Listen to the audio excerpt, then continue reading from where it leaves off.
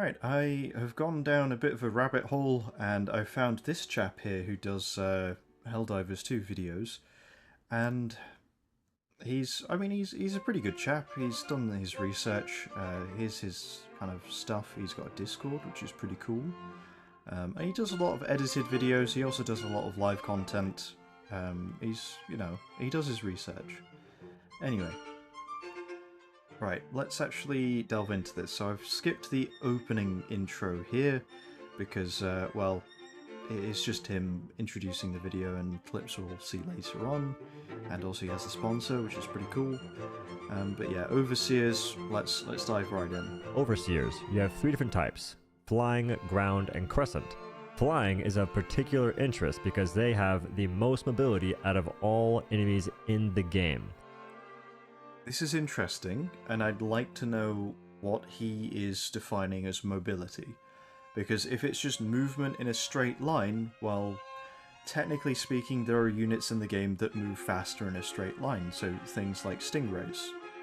And I suspect, things like gunships also move faster in a straight line, but again, relativity is very difficult to gauge with gunships, just because of where they are and how big they are. But I would also say Shriekers will also outpace these chaps as well. If we're talking about mobility in terms of agility, ability to kind of change direction on a dime, I would say that the Stalkers are more mobile, right? They have more mobility. So they're definitely one of the more mobile units in the game. I just don't think they are the most mobile unit in the game, if that makes sense. Unless we're talking about mobility, defining it as where a unit can go. Because, you know, most units are blocked by the actual terrain itself. So if you go up some stairs and then you peek over a ledge, well, in order to get to you, those units need to go up those stairs. So are we defining mobility as the ability to just bypass a lot of terrain and just beeline straight to you? Like, yeah, I'd like to know what definition he's using, because if we just assume one of them, then someone could quite easily just say, that's incorrect definitively, and then someone else can say, actually, he is correct, but these two people can be using two completely different definitions of the term mobility. Again, I'm not saying he's wrong, I'm just saying a bit more definition would go a long way. Anyway, let's carry on. They have the ability to gun you down from distance with essentially the same firing pattern as an MG Raider on automatons. Small dude with an AR. And they can drift around the sky while doing this. Their weak spot is a jetpack. When they're facing away from you, very easy to hit. Well, that's not... Well, that is a weak spot, but they also have a head, which is always facing you, and you can shoot their head or their jetpack. And also chest shots. I mean, I feel like you can kind of whittle them down quite quickly. I know that's not a weak spot, but yeah, a lot of weapons you can one-shot them in the head. Those same weapons you can one-shot their jetpack, but that's less reliable. Anyway, carrying on. When they're facing towards you, has of the smallest hitboxes in the game, while also being very mobile. Flying guys that I can't... What the... Crescent. Okay, a couple of things to note here. So firstly, that clip there where the guy pops out and then immediately starts shooting is kind of bullshit, right? So, I mean bullshit as in the game is throwing that at you, not bullshit as in this guy's... Because, like, realistically, I don't know if people know this, but video games will cheat. They will let the players cheat. So every single third-person shooter, or every single cover shooter, I should say, you pop your head out, realistically the enemy should already know that you're in cover and already know that that's probably where you're going to pop your head out. And so it would be really bad if you popped your head out and you immediately got blasted in the face, right? So any cover shooter here will let the players cheat a little bit. It will give the players an unfair advantage in that you can peek out and shoot, and you will have a delay between them firing back. Here, no such delay, and that's why it feels unfair, right? Because it does feel like this guy is wall hacking. He knows exactly where you are, despite there being a solid wall and, you know, obscuring you.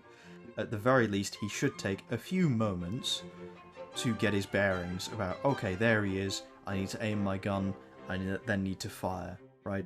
But anyway, sorry. Moving on, though. So he drops down here. Yeah, he's saying that the jetpack is really difficult to hit. I don't think it is. It's about... From the front, it's not too bad compared to the head. Right? Like, I feel like that's fairly distinct enough. But I also feel like what he's trying to do here is he's trying to get his scope, and then he's trying to aim directly at this guy, and he's just not having enough time to do that. And I don't think he should have enough time to do that. Right? Like, if there's a highly mobile aerial target, I use the term highly mobile, not the most mobile in the game, but just a highly mobile aerial target that is 10 meters away from you, you realistically shouldn't be looking through a scope that magnifies your, you know, your sight at all. Realistically, you shouldn't be looking down that scope. You should be kind of third-person firing. It's like right here, he's struggling to track it. I just think, well, of course you are. You're looking down a scope. Scopes are meant for long range, not scopes meant for shorter range, right? If you go into first person, it's probably because you want to shoot something that's a bit further away. But if you're going to lock into a scope because you want to have like more precise, a more precise shot at something that is quite close to you, then you need to accept that that comes with some drawbacks, right? It can't just be a benefit.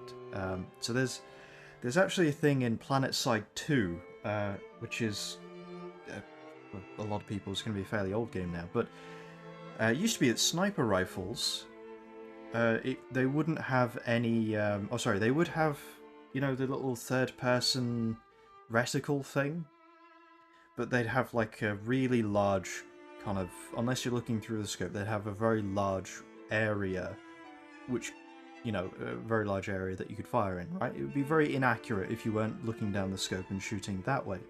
However, what you can do is you can spam the scope. And if you spam the scope, you can see your not third person, but your non-scoped view, but you can still get the pinpoint accuracy of using a scope. And that was just broken, right? It was so overpowered, because you could just, like, one-shot people, or, you know, I mean, realistically, all you needed was a headshot, so at that distance, yeah, you were one-shotting most people by just toggling the scope. Because, yeah, the way the game works is, as soon as you go back from the scope, for a brief moment, you still retain that pinpoint accuracy, and then the field of fire expands, if that makes sense. Your accuracy gets adjusted appropriately. But yeah, anyway, sorry. Relevant here because this guy, he's trying to scope enemies which are like 10 meters away, and he's complaining that he can't track an aerial target that's jumping around. Like, he'd have the same, or at least I want to say, he'd have a similar problem hitting the hunters, right? The hunters that jump around a lot. I feel like if that was similar distance, and that was jumping around, and you got like maybe 3 of them, I feel like he'd probably have the same problem tracking that target. I just feel like it's not an optimum strategy, anyway. Or at least that's not what you're meant to do to counter that particular enemy, but let's carry on. What the? Crescent Overseers can rain energy balls upon you, kind of like the Battle Spears, but thankfully they don't ragdoll. Get too close, and they'll go ahead and use that same gun and fire it directly at you, with a slower fire rate. They have a backpack that is intangible. You can't damage it whatsoever. And then there's Ground Overseers. So I didn't actually know that fact, and that's a very interesting one to know. Anyway, let's carry on. Kitted with an energy shield that can block ballistic shots extremely well, covering everything except for its feet, while approaching you with an energy baton that fires plasma balls and can be swung on you, and if it hits you, you get ragdolled, and you're likely going to die because you can't get up and recover in time before it swings again, which... So he does say you're likely going to die, so he doesn't say you're guaranteed to die. But I do just want to mention one brief thing, because I feel like the visuals undermine his point a little bit here. Because he does say you're likely going to die, but in the 2 examples he listed, you actually have quite a big grace period. So we'll just kind of watch through this for a few moments, and here we go, he gets hit. Granted, he's on the very edge here, so he was not close to that overseer at all when he swung, so he got flung quite far. I feel like that's quite a graceful distance, and he definitely gets up, stims, and he then gets hit again. But if he didn't stim, and actually he dived backwards and then stood up and either started blasting this guy or he stimmed and then ran a bit and then started returning fire, that would be fine. It's just this instinct of, I immediately have to stim because I've taken damage, or I immediately have to stim because I've taken, body damage, and there's a little red icon here, It's just, you need to break out of that habit, and you need to think, I need to get into a safe place first, then I can stim.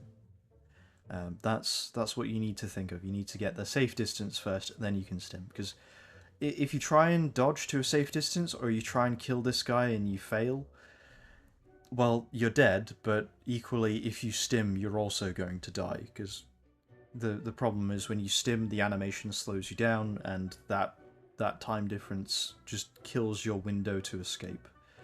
But you see it later on here as well.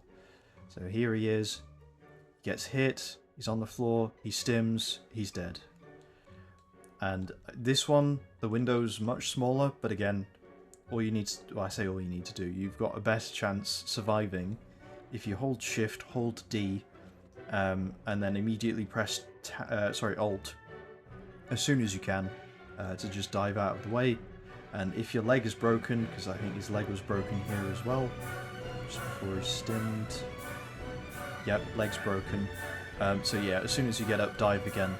If your leg's not broken, just carry on sprinting.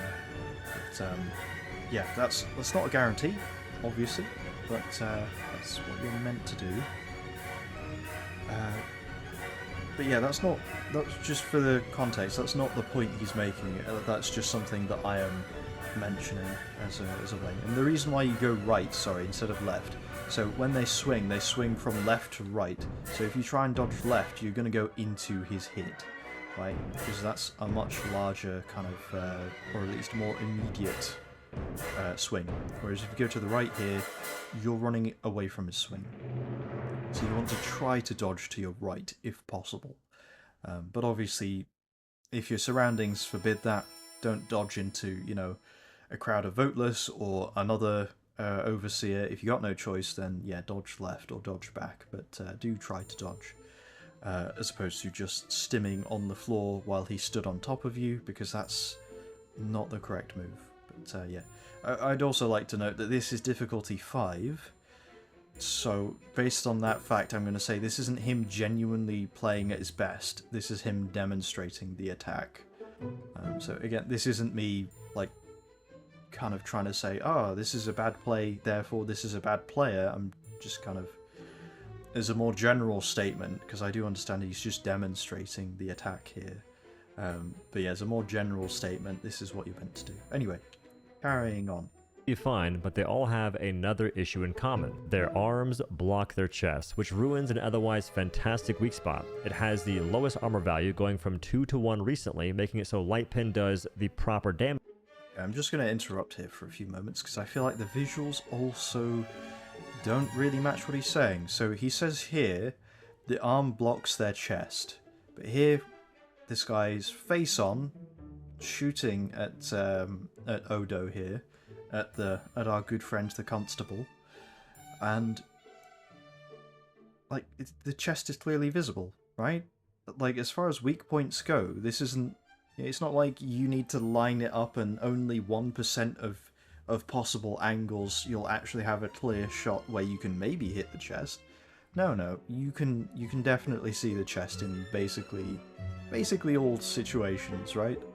I say basically any situation where he's looking at you. You probably have a clear shot at his chest. And I feel like as a weak point, this is much larger than this. So, again, if we assume that his chest is the weak point for this guy, it's very hittable, right? It's not being blocked.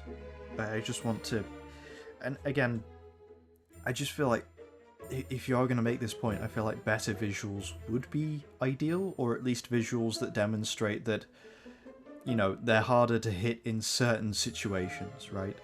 Like, if you are getting swamped and you need to down, like, 10 of these, show me what that looks like, because right now it is just this guy on screen by himself, and the visuals just don't match what he's trying to tell us. Again, it's just this one guy by himself. I get he's doing this for demonstration purposes, but if he's not demonstrating the problem, then that's a bit of a problem in itself.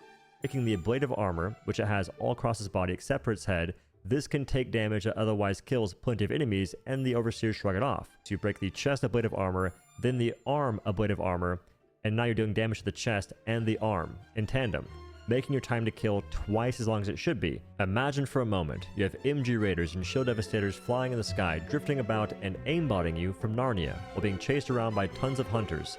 Then you have Hulk, shrunk in size, with their visor weak spot removed, equipped with a baton, sprinting after you as if they're Officer Earl from Cloudy Chance of Meatballs, and their body cam is turned off. How does that make you feel? Okay, a few notes here. So, this is, I mean, firstly, this is an amusing little kind of segment here. So I do understand that there is like a comedic effect happening here, but I'm just going to break this down a little bit, because I feel like some of his choices are a little strange. So let's take the first sentence here. For a moment, you have MG Raiders and Shield Devastators flying in the sky, drifting. So he says MG Raiders and Shield Devastators. That's an odd one, right? Because the Shield Devastators are very different. They have an invulnerable ballistic shield. So I feel like that doesn't really match up with the actual, you know, elevated Overseers. MG Raiders, sure. Are they maybe... I mean, MG Raiders are much easier to kill than elevated Overseers. But at the same time, I feel like these guys are probably... Well, they're a lot less tanky than Devastators overall, I want to say. But I do feel like, you know, they're harder to kill than your standard kind of, well, automaton pissant, shall we say. So I kind of find it a bit weird that he's using Shield Devastators specifically. I'm guessing he's just referring to the firing pattern, I hope. But anyway, let's carry on. About and aimbotting you from Narnia, while being chased around. Aimbotting you from Narnia. So, in this game, they've actually implemented suppressive fire. So it will sometimes feel like the bots are really accurate, and it will sometimes feel like the Illuminate are really accurate, but then also you'll see a bot that just shoots and misses by a nautical mile, right? They'll shoot down about, 20 feet in front of them at the ground, or they'll just shoot way up into the sky, right? Like, their accuracy is just garbage. And the reason is because suppressive fire exists, so you don't have to hit your target. If there are bullets whizzing their way, they're going to be less accurate.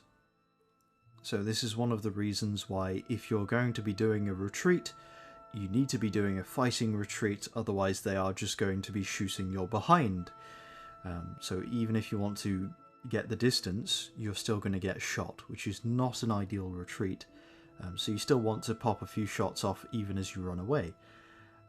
And obviously, even if you're not landing your hits, even if you do have like light AP and you don't have any other weapons, or you're out of ammo, or for whatever reason, and you want to help, you can't do anything about this this laser Hulk, or you can't do anything about this this other unit. You can still fire at them, and I want to say, even light arms fire will make Hulks less effective. Obviously, Flame Hulk's kind of irrelevant, but they are less accurate, even though realistically those shots can't penetrate them. Anyway, sorry, just a bit of a long-winded ramble to essentially say the accuracy system here is not something that is exclusive to the Illuminates. I will say that it's a bit weird how they will sometimes pinpoint accurately hit you from like a little machine gun emplacement from about 300 meters away, but then when they're about 3 feet away, they will still somehow miss, right? I feel like that's a bit wonky. I feel like the extremes are too big, but that's Helldivers. That's not Illuminate specific. So yeah, anyway, sorry, moving on. Aimbotting you from Narnia while being chased around by tons of hunters. Then you have Hulk shrunk in size with their visor weak spot removed. So he says, then you're being chased by tons of hunters.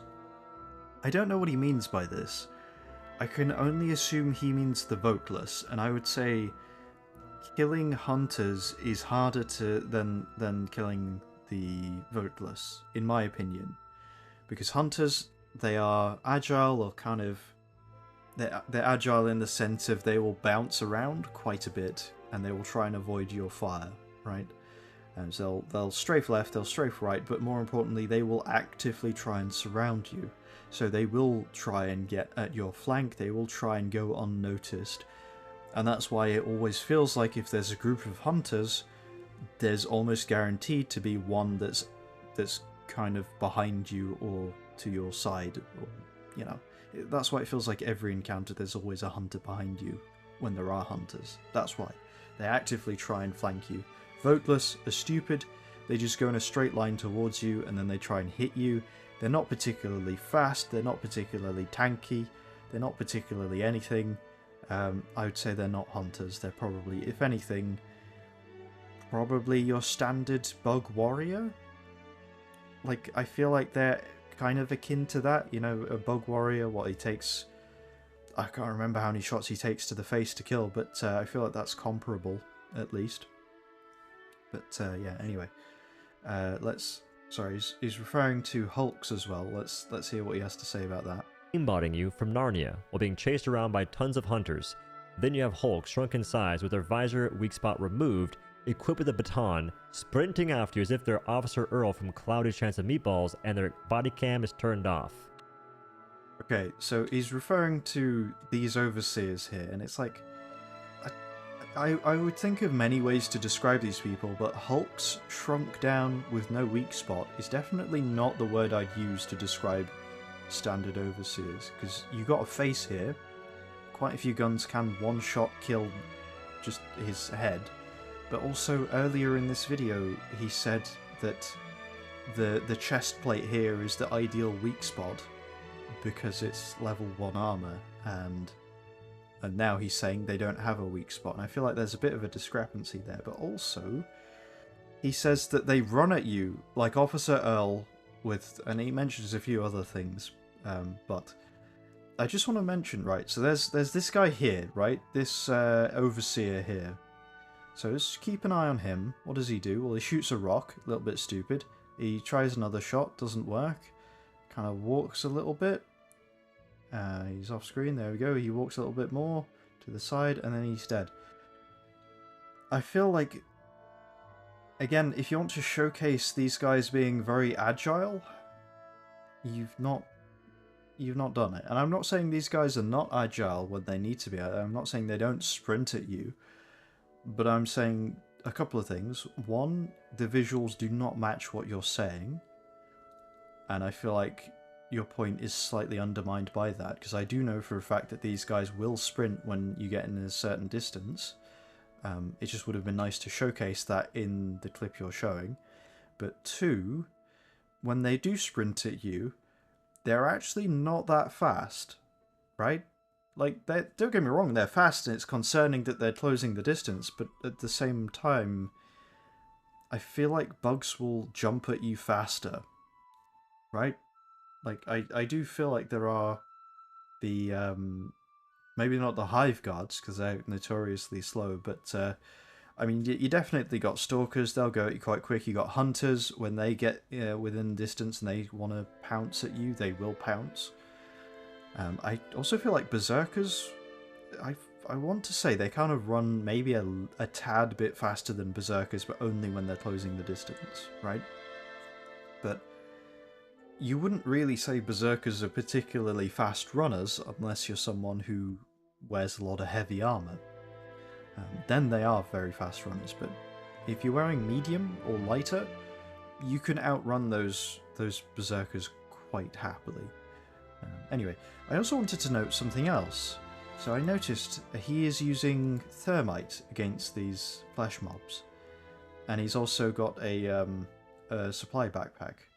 And I feel like this is a very interesting use of a supply backpack, and a very weird kind of take on ammo economy.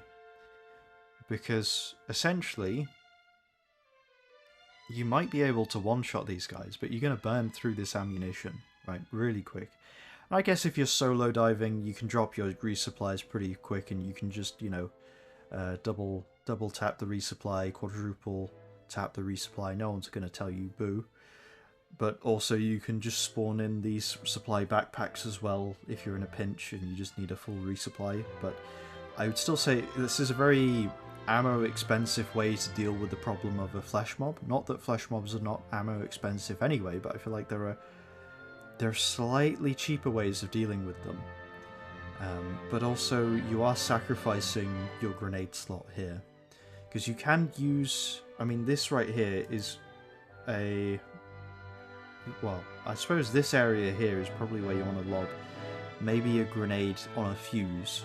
So I don't know if you want to use the pyrotechnics, because they will do the same or similar thermal damage. I don't know if you just want to use like a standard thermal grenade. I don't know if you want to use a... I think if you're using a stun grenade, you probably are better off, you know, throwing it a bit closer to home. I say to home to them, the opposite of home, but...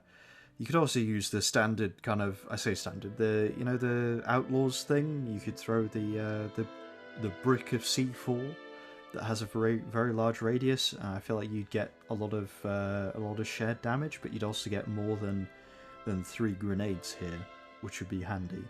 But yeah, it's just one of those things where, like, because these grenades might not be the best at one-shotting these flesh mobs, but at the same time, you're going to be able to use them just generally in the game. Because thermite, there aren't many enemies, the Illuminate field, where thermite would actually be necessary to kill them. Well, not necessary, but, you know, ideal, right? So, like, with the bugs, you got your charger, you want to take that charger out of the equation right about now-ish. So, you slap some thermite on him, and you just play, you know, what's it called when you have the little bit of red cloth and you bait the bull and then you... I don't know, bull dancer? I can't remember, but basically, yeah, you do a bit of bullfighting there until he dies, so for the next kind of 5-10 seconds. And again, you have on the bot front, you got your Hulk, Flame, Scorcher people, dudes. You know, you don't really want to have to sit there and deal with that, or try and deal with that, or, you know, deal with the fact that you gotta now aim for this little weak spot while he's running at you. You just throw a thermite, sprint in the opposite direction until he's gone, and then maybe take some pot shots as you're running at some other enemies that are causing you grief. Right, but anyway, basically, yeah, Illuminate, nothing like that really. So you don't have anything. The only thing you do have is harvesters, and you can penetrate them with medium AP. It's not ideal, but you can do it. And also they have a little insta-kill thing if you get too close from the front, so that's not ideal to get in close enough to use thermite. And also to take care of the warp ships. Again, just having 3 grenades means that, well, you're only going to be able to kill 2 of them before you need to, you know, dip into your resupply. Which is not ideal if you have to resupply every couple of grenades and you're lobbing them pretty, you know, pretty liberally, I suppose. But yeah, anyway. Sorry. Very long-winded way of saying an interesting choice, but this, to me, says more about how he sees flesh mobs as opposed to, you know, whether this is an effective strategy. Because he is killing them, but to me, this is at the point where he's like, okay, I really don't want to deal with these guys. I'm just going to throw these grenades and forget about it. And the instances where I do that are with chargers and with hulks and with things that are on top of me. I can't really do much about them. because the tools that I have to do something about that require me to, be still. A Quasar, you need to line up your shot and power it up. Even an expendable anti-tank, you need to, get it, unfold it, line it up for about, a second or so, and then fire it.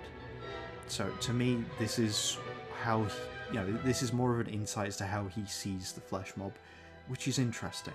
Anyway, let's carry on.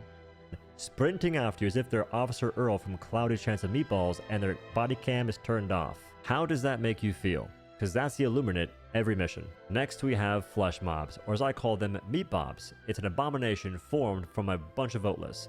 These things are hilariously tanky, to the point that a single Eat 17 can't kill it in one shot. This one's an interesting one. So you just say a single Eat 17 can't kill it in one shot, right? Well, the thing is, these guys... Now, full context, I thought for the longest time, if you shoot all of the faces, they drop, or if you shoot their legs, like one of their legs' entirety, they drop. Legs, they work. Faces, as it turns out, I don't think that actually works. I think that's just, by the time I've shot all of the faces on one side, it drops dead anyway, because I've done enough damage. But anyway. Point is, though, it's interesting he mentions that, because we do see earlier... Where is it? About 2 minutes... 2 minutes-ish? A little bit before then? And overseers. Kitted. Sorry. At some point... was it actually towards the end of his point here? It might have been. I've been talking about his ballistic shield or something, but anyway. At some point here... I did try to make a mental note of it, but clearly I've not. I want to say it was it 2 minutes 30? Oh yeah, there we go, right. Yeah. He does launch an eat at this guy, and he does just, for a lack of a better term, eat it and carry on living.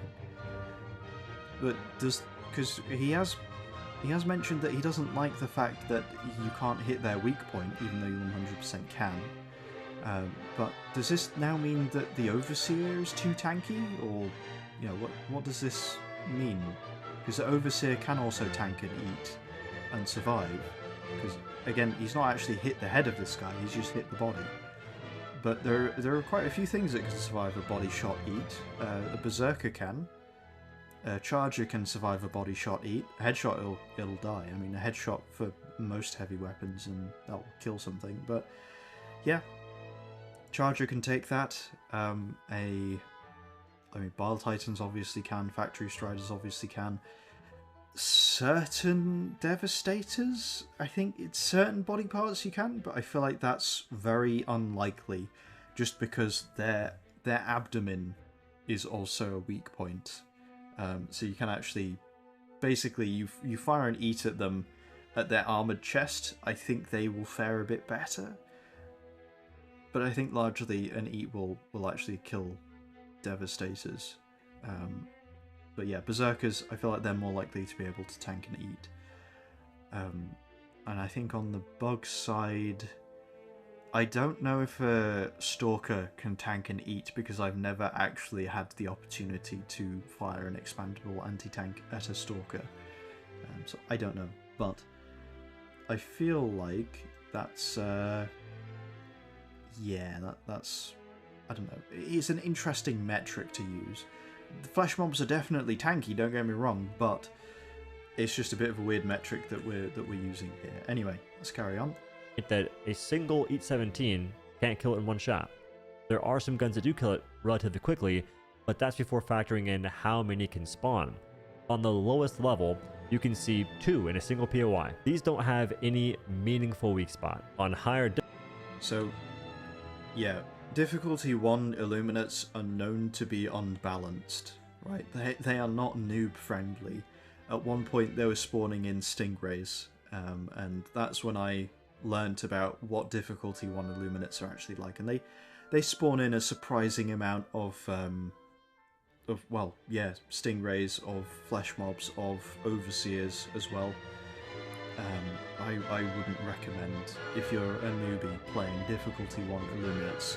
I don't know if that's been fixed either, but I played a while just to kind of encourage newbies to just, well, firstly help them with the mission, because they don't have anything that can deal with stingrays really, other than their machine gun, but yeah, also to redirect them to the bug front where they can play difficulty 1 missions at a slightly more leisurely pace. Anyway, let's carry on listening. Difficulties, you can see 4 in a single patrol. I walked into the wrong neighborhood one time and there was 7 just chilling. It's an enemy that encourages you to run away, because the weak spots, there's no encouragement of skillful gameplay. There's no... Okay, interesting. There's no... Well, actually, let's let him finish this point. Aim for the weak spots, get rewarded, which is an archetype that goes great for basically every enemy. Alright, so a couple of things here. Firstly, I feel like the point he's making is undermined by the visuals once more. So, he's saying that basically these are bullet sponges and you're encouraged to not engage with them, right? But then in here we see he's baited these flesh mobs to the stairs, right? He's baiting them. His friend here has just fired off a recoilless rifle on the left-hand side over here. And he's reloading now. So this guy is still keeping the aggro on him, he's still firing. Fires off the second recoilless rifle shot. There we go. This is just encouraged teamwork, right? This is an enemy where, in order to kill them, you need someone who can deal a large amount of damage. In this instance, they've chosen the recoilless rifle, which, regardless of your thoughts on the weapon, it is a weapon, you know, it can be used for this purpose if you like. At the end of the day, it's just a gun. If it does the job and you're happy with it, then use it. But essentially, he's kind of just demonstrated the ideal thing that this flesh mob forces players to do, which is buddy up. So, a while ago, before thermite grenades existed, you would be in a very similar situation fighting a charger, right? If there's a charger on you, the problem you have is the weapons you have available typically require you to stand still, aim it, and fire it. And you need to stand still, you know, unmolested by anything else around you. Because as soon as anything takes a swipe at you, you get staggered and you can't aim, basically. And you need to deal with this other thing now, so you need to put your gun away, pull out your primary, and deal with whatever was just shooting at you, and now the whole process is reset. Right, so the general idea was, if you have a charger on you, you kinda need help from someone who can deal with chargers. And then Thermite came along, and now you can solo chargers quite happily and quite easily. And again, I'm not saying that you couldn't solo chargers before, but they were more difficult because you didn't just have this card you could throw at them and just say, here you go, now go away. You know, you didn't just have a Thermite that you could slap on their forehead. So that was a thing. And it also meant that, hey, if you manage to time your orbital strike, or if you manage to time some sort of supply drop or equipment drop or something so that it lands squarely on the charger, that's even cooler, right? Like, you've just timed that really well, and that's a skill in itself. A skill that I feel like is kind of gone the way of the dodo a little bit, because it's just not really relevant to time your orbital strikes unless you're dealing with the Bile Titan, which is much larger and what feels like slower. In fact, no, not what feels like. It is slower than a charger, the Bile Titan. In a straight line, at least. Anyway. But yeah, sorry, the visuals here, they do undermine his point, because he says, yeah, you're encouraged to not engage with them. No, you're encouraged to buddy up. You aggro it, you keep it aggroed. Your buddy here, who now can reload his recoilless rifle because he fired 2 shots there, wouldn't have been able to do that if the flesh mob was on him, or at least not comfortably. He can now do that very comfortably, and he can line his shot up, and he can get the most optimum shot that he wants. And that's exactly what happens, right?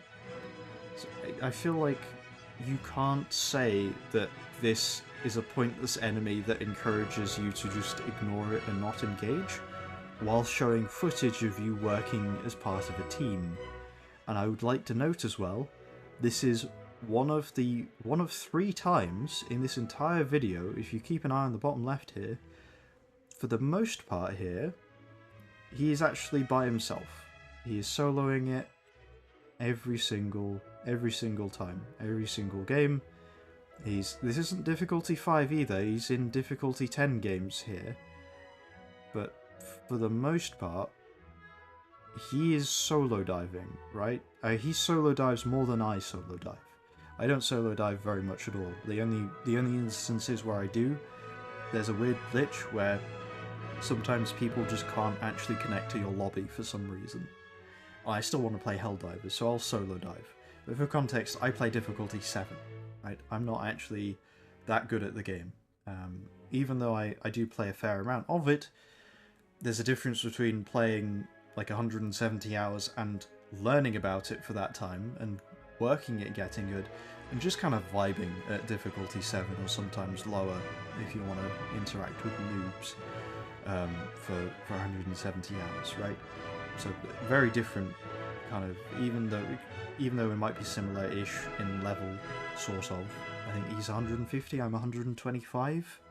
So, I mean, it's not really that similar, but, you know, he's got a lot more hours in the game than I have, definitely, but yeah, 2 very different play styles, 2 very different skill levels. This guy has very clearly honed the skill of being able to shoot things in their weak spot at very short range and within a short space of time.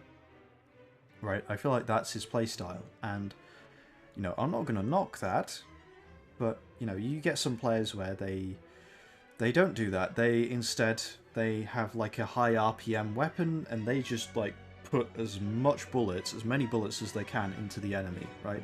You just have this very high RPM build. You have people who have maybe lower RPM, but they got like a heavy machine gun build. But again, they're still just pumping the enemy full of lead. You got flamethrower guys, you got people who love stratagems, you got people who love eagles, people who for some reason always have like a barrage that they can drop, just seemingly at all times. You know, you got loads of different players who like using loads of different weapons, and they like that those weapons are viable, right?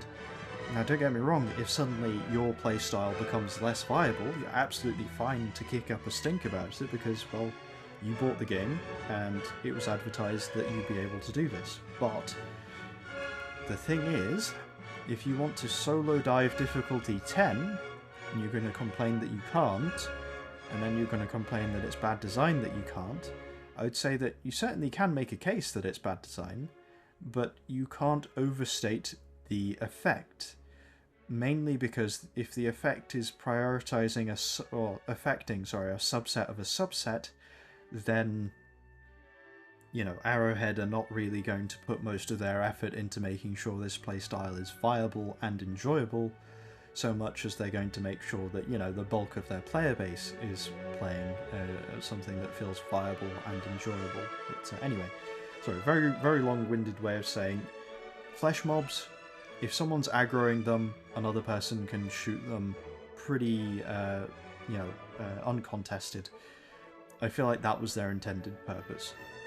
So the fact that they don't have a big button or even a small button that you can shoot and that just one-shot kills them, like, I feel like a lot of enemies have that. You can make an argument to say these guys should have it too, but I feel like if you're going to make that argument by saying, well, I play this playstyle and my playstyle is more skillful than your playstyle, so my playstyle should be catered to, feels like it's not really a good argument, because again, we'll see a bit later on, because like, for the most part he does actually point out some good stuff here, right? Because he's talking about flesh mobs here and how they are not very good, and then by the end of it here he basically says by this sentence here he says this is like an archetype where you shoot the weak spot, you get rewarded, you get the endorphins, right?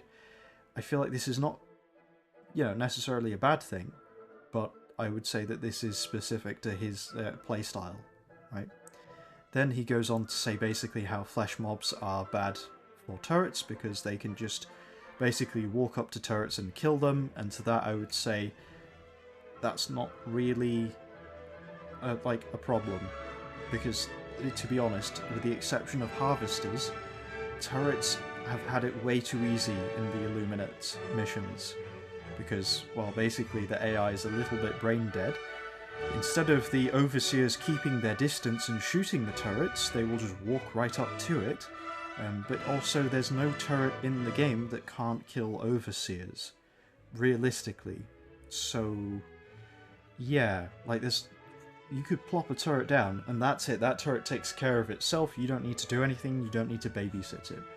Whereas on bugs, there are bugs there, like the charger, where you need to take out the charger, because otherwise that's going to take out your turret, right? And Bile Titans, to an extent, are also the same, but I feel like you can maybe do a little bit better to avoid your turrets getting harassed by Bile Titans. But Chargers definitely, just because they're fast, they are your big turret killers if you do turret-only builds, which I went through a phase of doing. It was a lot of fun. You easily rack up a lot of kills, but after a while it becomes boring. Anyway, bots, similar thing to an extent, but everything that exists in bots, with the exception of berserkers and maybe some other enemy I'm forgetting, whatever you shoot at, it can shoot back. So if you plop down a MG turret, it can shoot, it can shoot at stuff, but there are things that it can't actually penetrate, and things that will just shoot back at it. So, it might be dealing with some. And also, it really struggles. Sorry, it shoots center mass, so it does struggle with shield devastators as well. But generally speaking, it can be killed by, I think for the bots, it'll be the Flame Hulk, will be your big turret killer. And you kind of need to babysit your turrets. You can definitely have an autocannon turret, but you're not going to get the most out of it if it's busy dealing with little pissants who eventually swarm it, right? But here, he's basically saying, I don't like the fact that I need to babysit my turrets from this enemy that will charge things. And it's like, well, all of the factions have something like this, and all of the factions generally, I'd say maybe turrets are a bit more effective against bots, but again, with the volume of fire, that's not always the case. But generally speaking, if you just drop your turret and think, okay, that's it, job done, I don't need to help this turret out, I don't need to babysit it, this turret's purpose is not to assist me in crowd control, it is to just deal with this bug breach, or deal with this bot drop, or deal with this patrol, right? Because I feel like before now, with the Illuminates at least, that is what the turrets do. You plop them down, it's like, okay, well that's that group of enemies dealt with, let's move on. And it was just too easy, right? Anyway, he moves on to Leviathans. He says basically these guys, sorry, I know I should play the video, but I'm just going to walk through it because I feel like playing the video is going to take more time than me just talking about the points he makes. So essentially his complaints here are that they're tanky, right? They take about 5 or 6 recoilless rifle shots, that's not good, and he also mentions the fact that the guns can basically one-shot you from across the map, which again is not good. I partially agree with both of these points. Okay, so firstly, I feel like the Leviathan is this tanky because it's the intended reaction to this is, okay, I'm going to take care of the Leviathan, and your teammates will be like, good, that thing's really annoying, I'll help you. And so you spawn in a weapon, so whether that's a recoilless rifle, whether that's an anti-tank emplacement, whether that's whatever else, your friends will be covering you from anything that could distract you or prevent you or kill you from, But yeah, that's the intended behavior. The reality is, in a PvE live service game, teamwork is optional because people are idiots, and this isn't just people, these are gamers, right? So they're extra stupid, but they're less likely to teamwork. I'll tell you why. So basically what happens is when the game first releases, everyone's playing it, it feels quite nice, you've got a nice community kind of vibe, and then the game progresses, and it feels like the game gets worse, right? People start cooperating less, and you start questioning yourself, like, maybe I'm looking at this from rose-tinted glasses. No, you're not. basically what happens is the people who are very good at the game and cooperate with a team at least, or even people who are not that good at the game but actually do listen to team instructions, try and help each other out, try and do like complementary strategies and gameplay stuff, and try and make builds that are balanced for the team, and more importantly people who are actually friendly as well, people who will follow you around and help you out, they get friends requests, right? And the people who get friend requests, when they log into the game next and they say, I've got however many friends online, and this friend group here, they have some free slots, I'll join them. That's what happens, right? So they're no longer in the random lobbies, they are in their own little circles now. So who's left in these random lobbies? It's the people who didn't get absorbed into these circles because they didn't get invites, because they didn't have a cooperative playstyle, right? They're not just as individuals, they don't really... I mean, you see it quite a lot. You start a game and you all spawn in, and then a bunch of them just go in their own separate directions and they just start doing their own thing. And it's a bit weird as well when the host has deliberately spawned you right next to an objective, and the host is kind of trying to make his way to the objective. He's pinged it on the map, he's pinned it there, no one's moving, everyone's doing their own thing. So yeah, in those instances, it's not, because it happens quite a lot, or at least enough for me to mention it, where you're not actually playing a team game. Basically, it's 4 people playing 4 separate games, and they just so happen to be on the same map. Occasionally you bump into one of them, right? And you learn very quickly that, in certain groups, you learn that, okay, he's bogged down, I'm going by his way anyway, I'm not going to help him.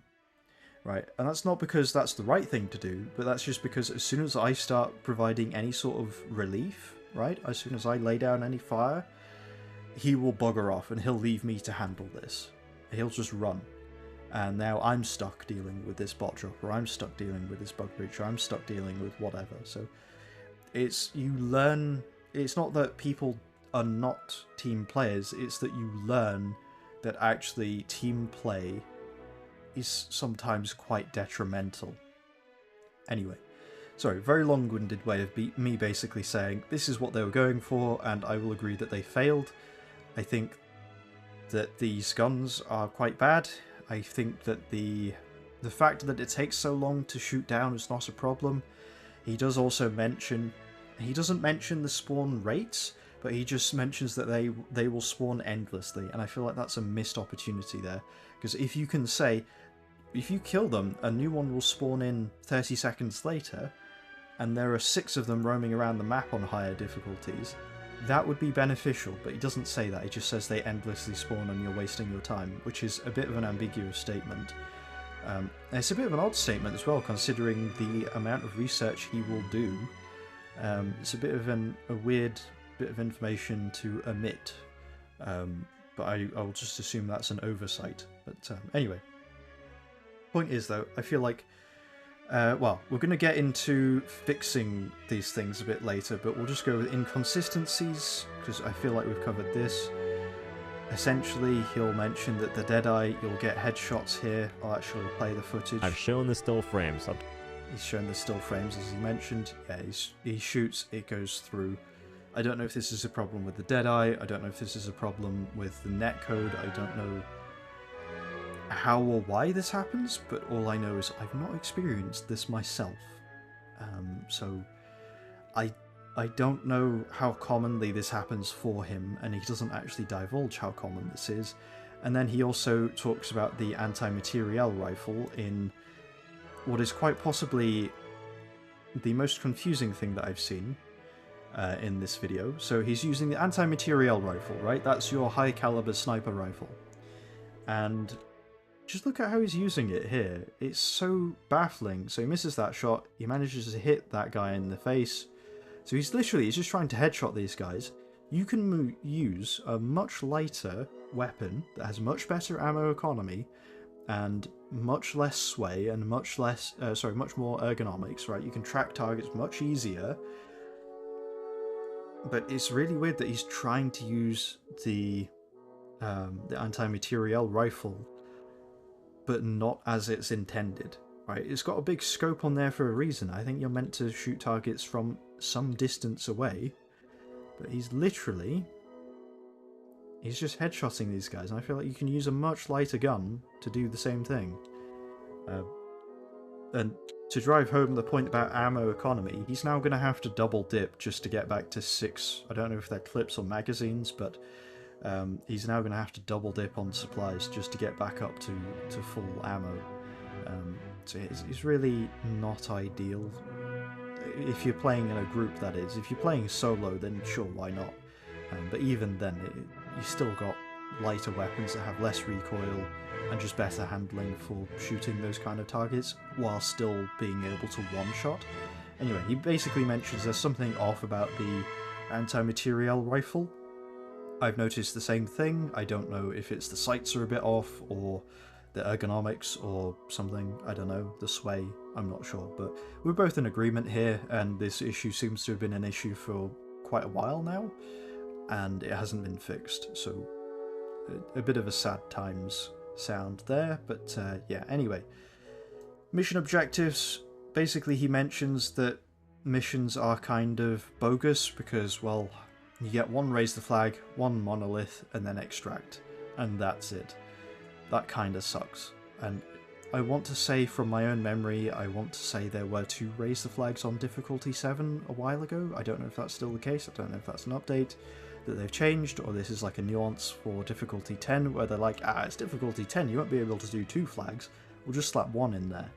I don't know if that's the case, but yeah, anyway, also he does mention that raise the flags for Illuminates don't require you to clear all of the enemies, so you can still raise the flag and not clear the area.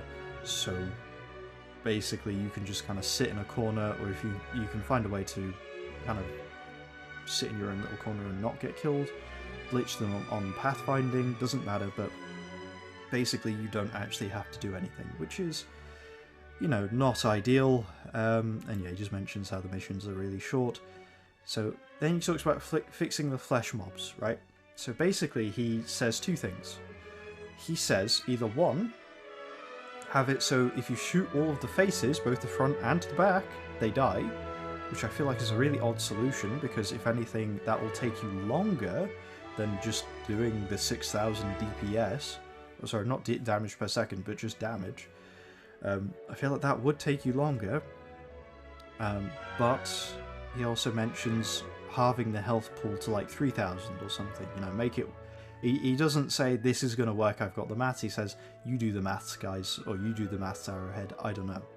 Personally, I think that's kind of garbage, right?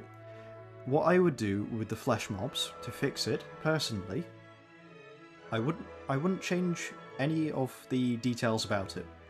I would change the context. So the flesh mobs, they don't just spawn in fully formed. Okay, hear me out. So, you kill a load of Illuminates, right? So this would be something that either a specific type of unit will do. So whether that is like a special unit that you're going to add that's just like an extra gooey voteless, or if you're going to add like a, I don't know, some other unit, right? Or you're going to give this ability to a unit, right? I don't know what unit you'd give it to realistically, but basically it'll take the corpses that you've killed and it'll merge them into a flesh mob, right? So the general idea is this big glowy, gooey dude that runs up to these piles of corpses and absorbs them and starts becoming a flesh mob. If you're on top of things, and if you want to stay on top of things, you can shoot that guy and now no more flesh mob. And you can even have it so that all of his gooey juices explode in quite a wide radius and it just melts the corpses, right? So now you don't have to deal with loads of gooey guys trying to get to this one pile of corpses. you can just shoot this one guy and okay, that's that pile done with now. No other gooey guys can absorb those corpses. But generally well, the general idea here is you can do something about it if you have your awareness and you have a bit of skill, right? You have the awareness and you have the ability to dodge and weave long enough to focus fire on this one specific guy before he becomes a bigger problem, right? So you change the context of this enemy, but you don't have to change the enemy itself. But that does also mean that, well, you are now aware that, okay, I'm making a big pile of corpses, I need to be on the lookout, as opposed to if you're fighting mostly overseers, you probably don't need to worry too much, right? Anyway, sorry, that's a very long-winded way of me saying I don't think changing the health pool and, adding a condition that just insta-kills it is going to be, I don't know, that much of a benefit. But the thing is, it does two things at once, right? Because it means that if you want to solo it, you can, but also it doesn't remove the whole effect that Arrowhead clearly want, which is you need help to deal with this, or you should have help to deal with this. One person aggroes, another person does the damage. That's what they're clearly gunning for. So you kind of get the best of both worlds there. Not a perfect solution, but I feel like it's better than just stat changing, because again, just halving the health just makes it feel like another berserker, and they're not. I mean, don't get me wrong, berserkers are neat, but I don't think they're good enough where the Illuminate should get their own version of the berserker, because functionally it would just behave exactly the same. Anyway, right, fixing overseers. I think he mentions a few things. One of the things he mentions is these guys here. Firstly, the actual, oh my god, YouTube sucks ass. Right, there we go. Those four guys there, as they were stood, looks really cool, right? That looks pretty cool, the way they're spaced out. I feel like that should be a standard formation for when they're clearing the streets, rather than just awkwardly clumped together. Anyway, so yeah, one of the things that he mentions is how he thinks that the overseers should all hold their weapons with one hand.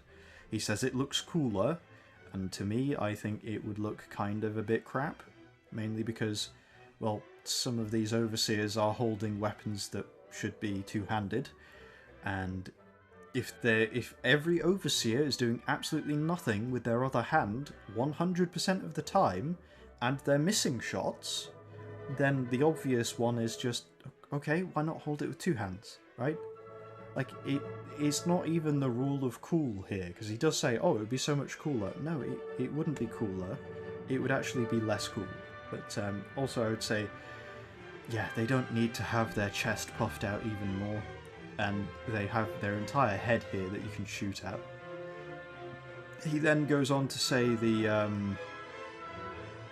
these elevated overseers, they should have their jetpack, these vents here, be even more visible to the side. Oh, sorry, to the front. I would say no, they don't need to be. I would say that they actually, what they probably need is an afterburner effect.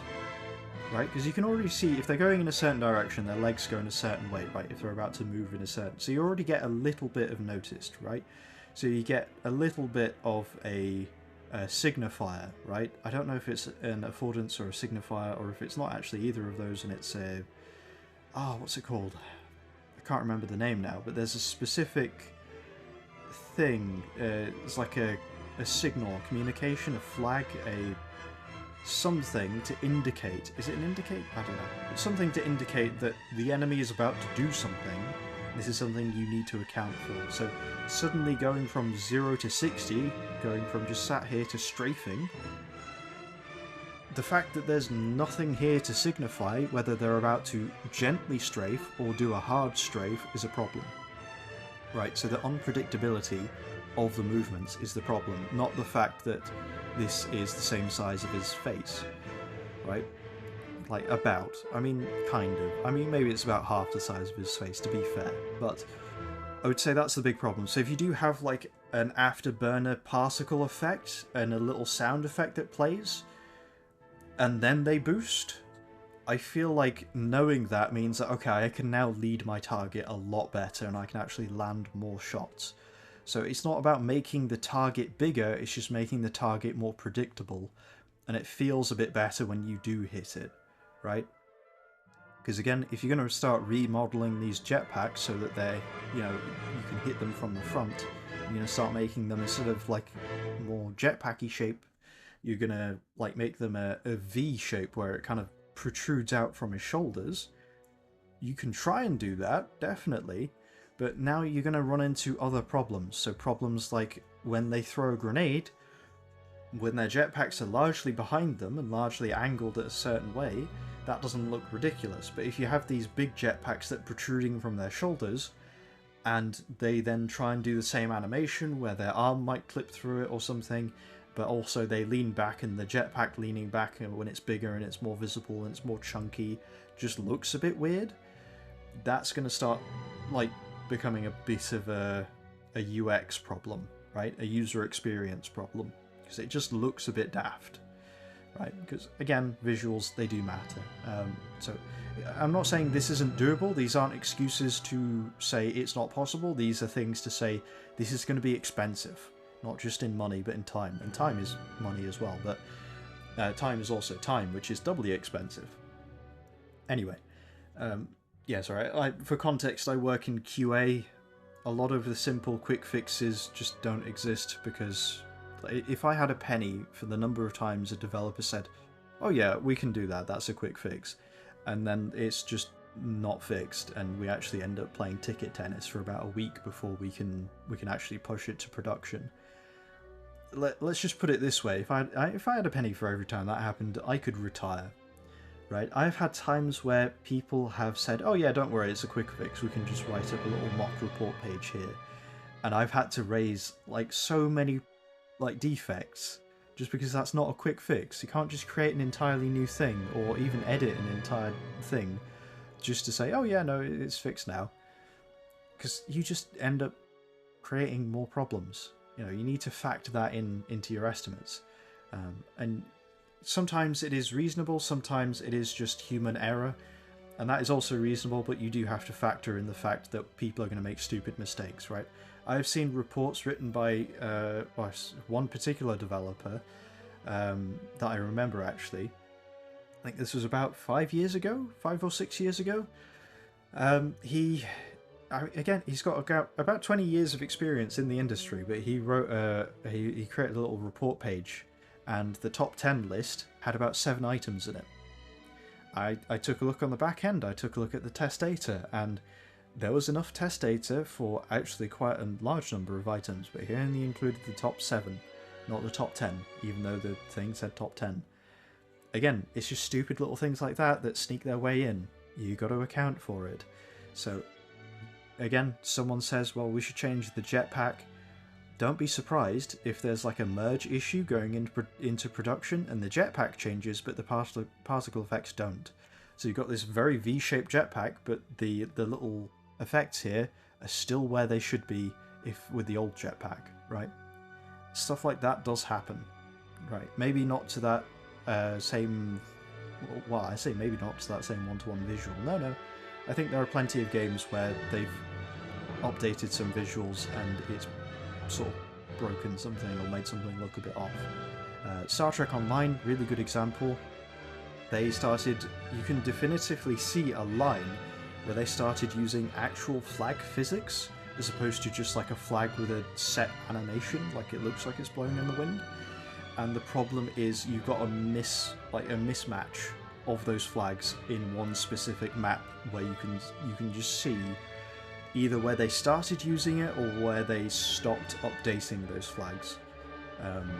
I don't know why, but yeah, again, UX, it does have an impact. Anyway.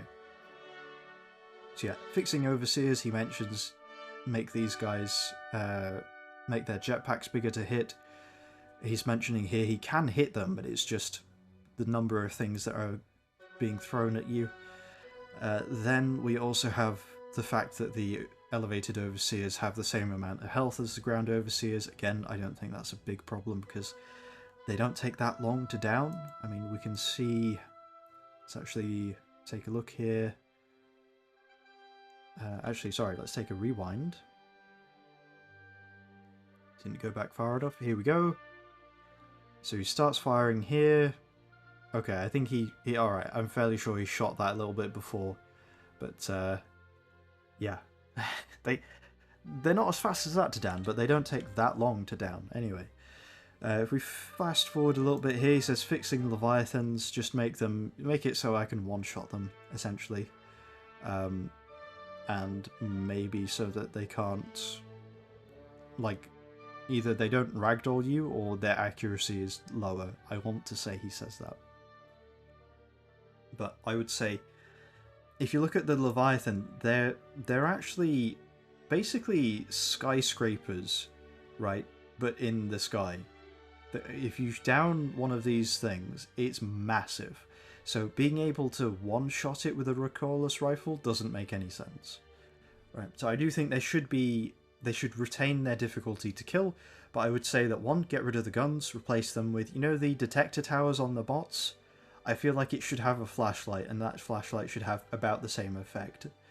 So that is that, you know, sneaking by patrols is not really something that's going to happen. You're going to get spotted way more. If it is going to launch something, it should either launch static fields or smoke shells. Because if you think about it, the Illuminate, they have these flesh mobs here, they have the voteless. Both of these would benefit greatly to poorer ranged visibility, right? They would. They genuinely would. Does it feel a bit weird having spotlights and smoke? Yes. Yes, it does. But I don't know. Maybe they switch them up. I don't know. Maybe you have different variants. I'm not sure. But one thing I will note is the spotlights, the searchlights. Realistically, you should be able to shoot those off, much the same way that you can shoot these guns off.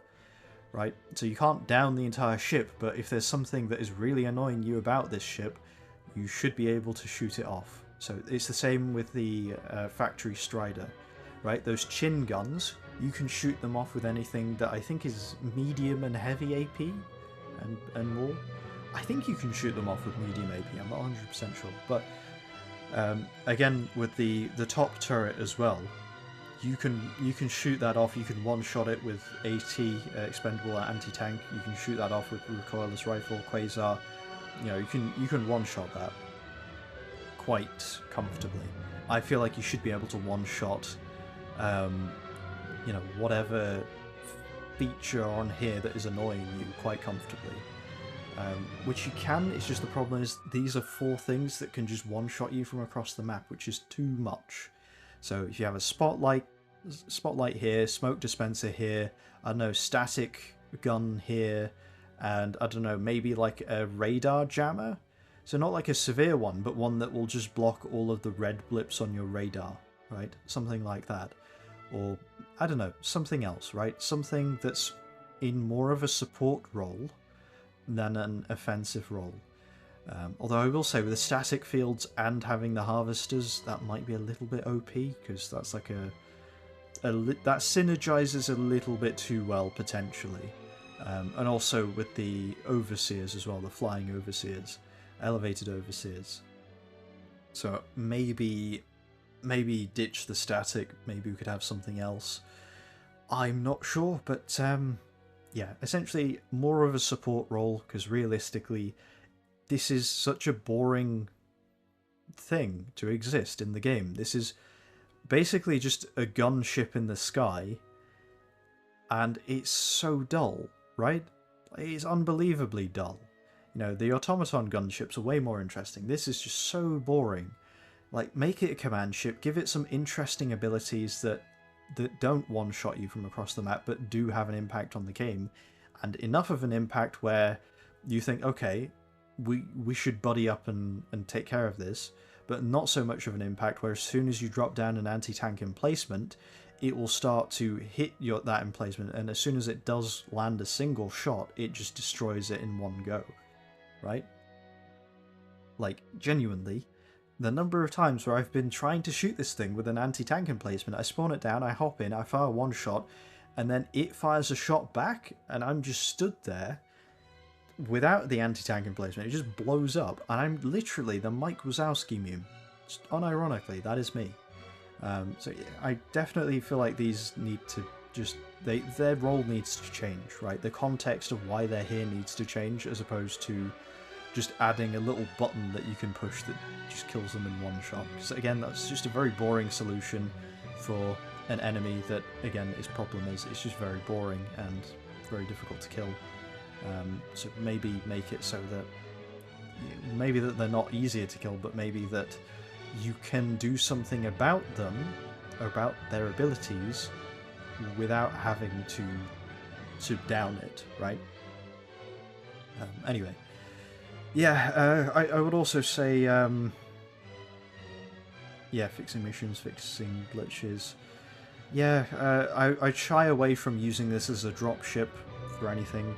It's probably not a good idea. I'd shy away from using this as like, oh, this existing buffs all of the enemies, gives them like an extra shield or something. That's kind of lame, to be honest. I would probably... I'm trying to think of what else you could do with this. I mean, what non-lethal things do Helldivers have? Right, because we've got smoke, we've got gas, which is lethal, we've got EMP. We don't really have much non-lethal stuff, to be honest. So it might be nice to see some other non-lethal things happening. But yeah, anyway. Just kind of... Oh, maybe that's it, actually. Maybe if you hit the searchlight here, the spotlight, then it'll start deploying smoke on the ground here. But yeah, anyway. Yeah. That's the long and short of the Leviathan. I could maybe name a few more if you give me more time. A few more interesting things, but you get the general idea. Less of a combat gunship, more of an interesting utility / command ship. And definitely lower the spawn rates, right? At most, you should only really have maybe 2 of these on a map. If you kill one of them, it should be like a good 10 minutes before they pop up again. Probably, ideally longer, you know, realistically 15, maybe 20 minutes. Having them there as an interesting bit of variety is nice, but having them be a constant thing that you have to deal with the entire time is maybe a bit annoying.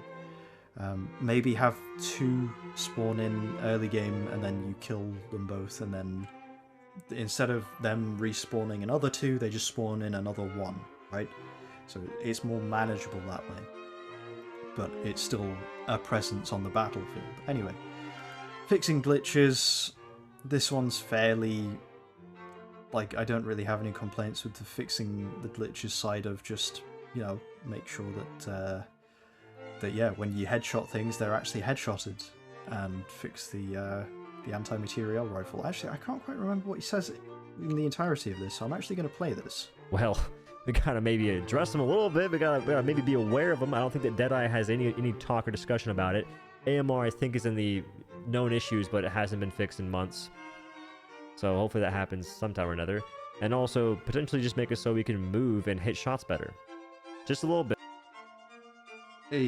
No, so he wants to be able to move and hit shots better, so he wants the weapon sway to be less when you're moving. And again, if you're holding an anti-materiel rifle, I feel like a factor people don't consider is the fact that guns are pretty heavy, but also the further away the weight is, just the way pivots work, the heavier that feels and the more unwieldy it is to manage.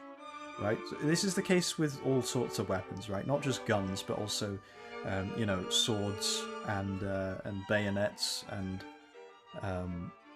you know, axes as well, particularly halberds. Right, they're not particularly agile weapons, which is why they're usually deployed in formations. But anyway, going back to guns though, yeah, the longer the barrel, the more awkward it is to move it around, especially when you're moving. So realistically, you want to move use the anti-materiel rifle when you're crouching, or when you are prone. Maybe when you're standing still and looking down a scope. If you're moving and trying to use it at the same time, trying to look down the scope, aim it, and you're moving. I just feel like that's too much to expect from what is essentially a very high caliber sniper rifle, right? I just feel like that's...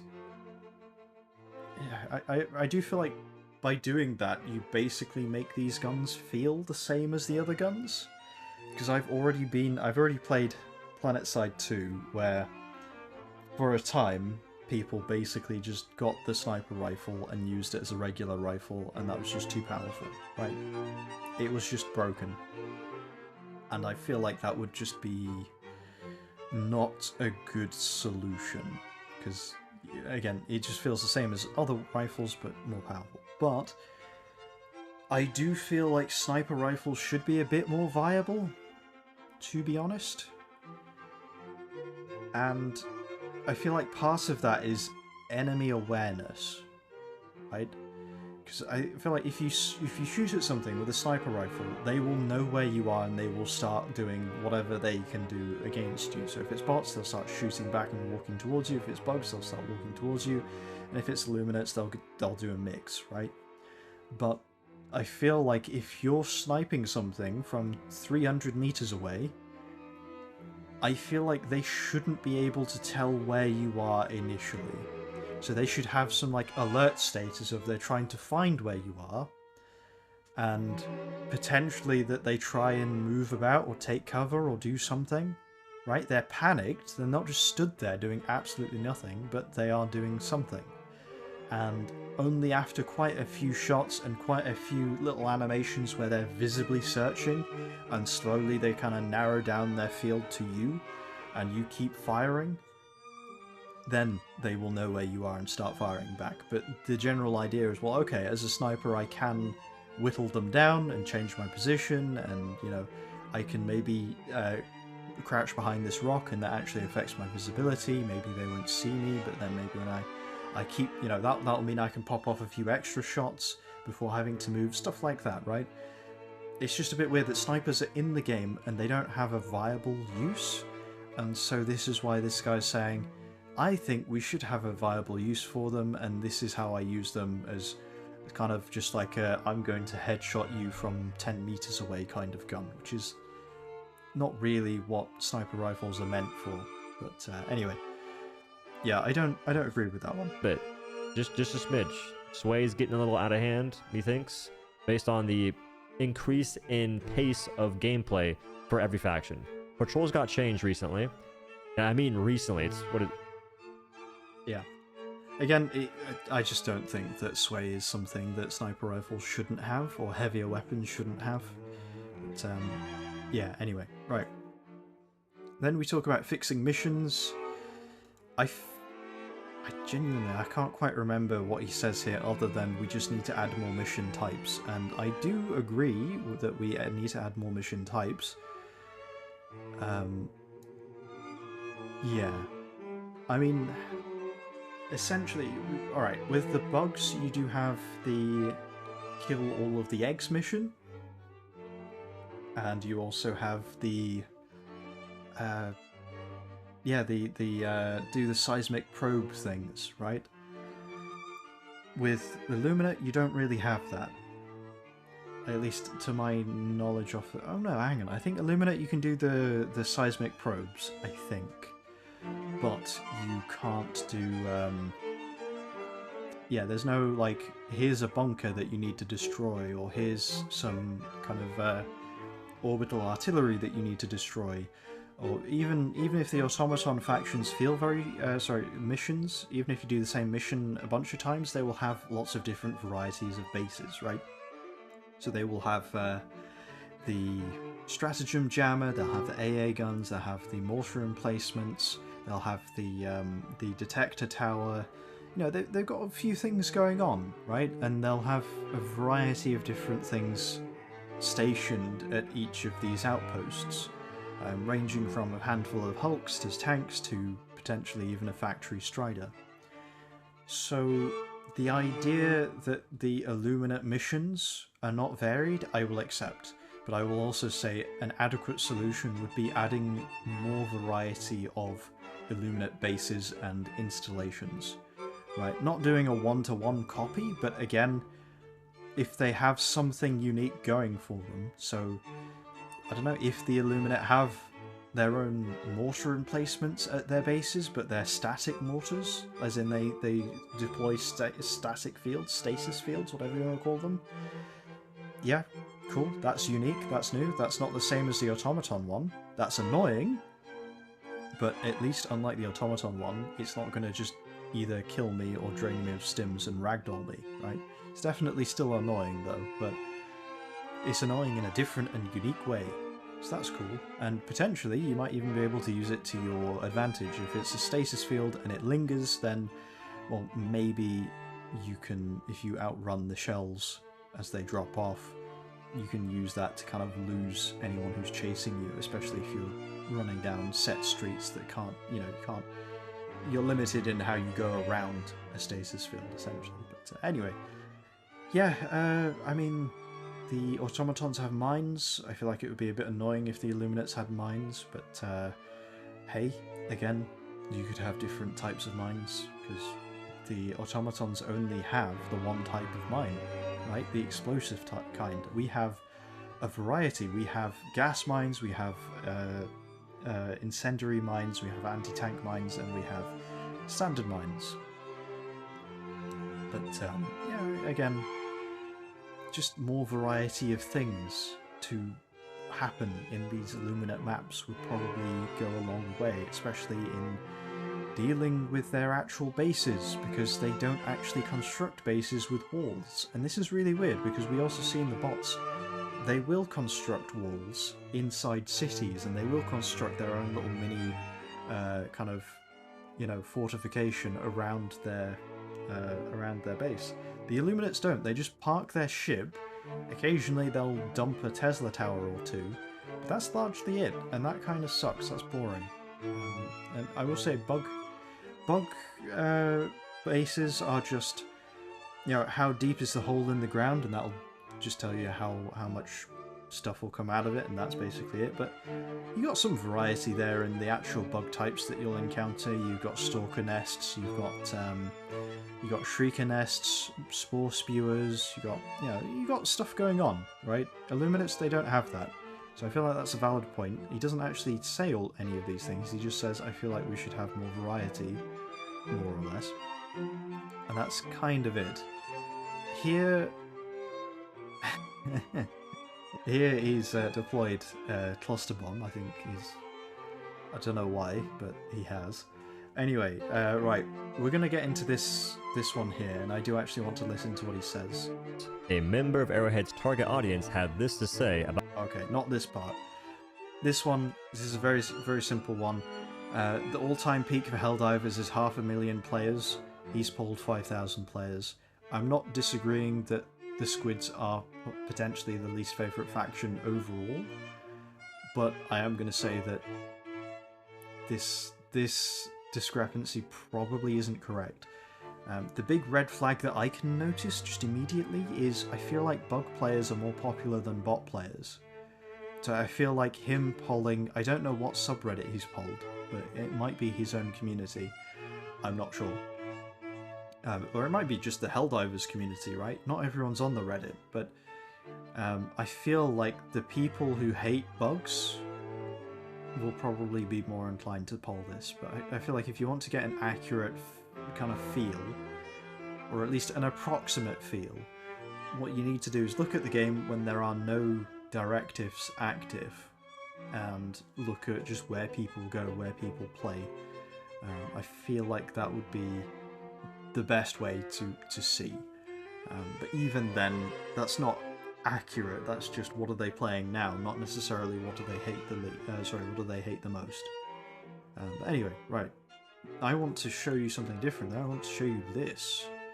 This is like its whole set thing, and it's a weird one. But I'm gonna, the reason I'm showing you this is because the next 5 minutes, I feel like he just goes hard against this one comment, and I would understand. Well, firstly, the comment itself is very.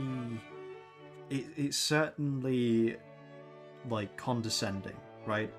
Like just you can tell it's condescending here with the use of emojis, and it's like, have you played the game? Let me break it down for you. It's like, okay, cool. That's really not something you should be saying to someone who's like level 150, who can solo difficulty 10 Illuminates and does so regularly. Like, I feel like that's not the correct approach to talk to someone like our Constable Odo here.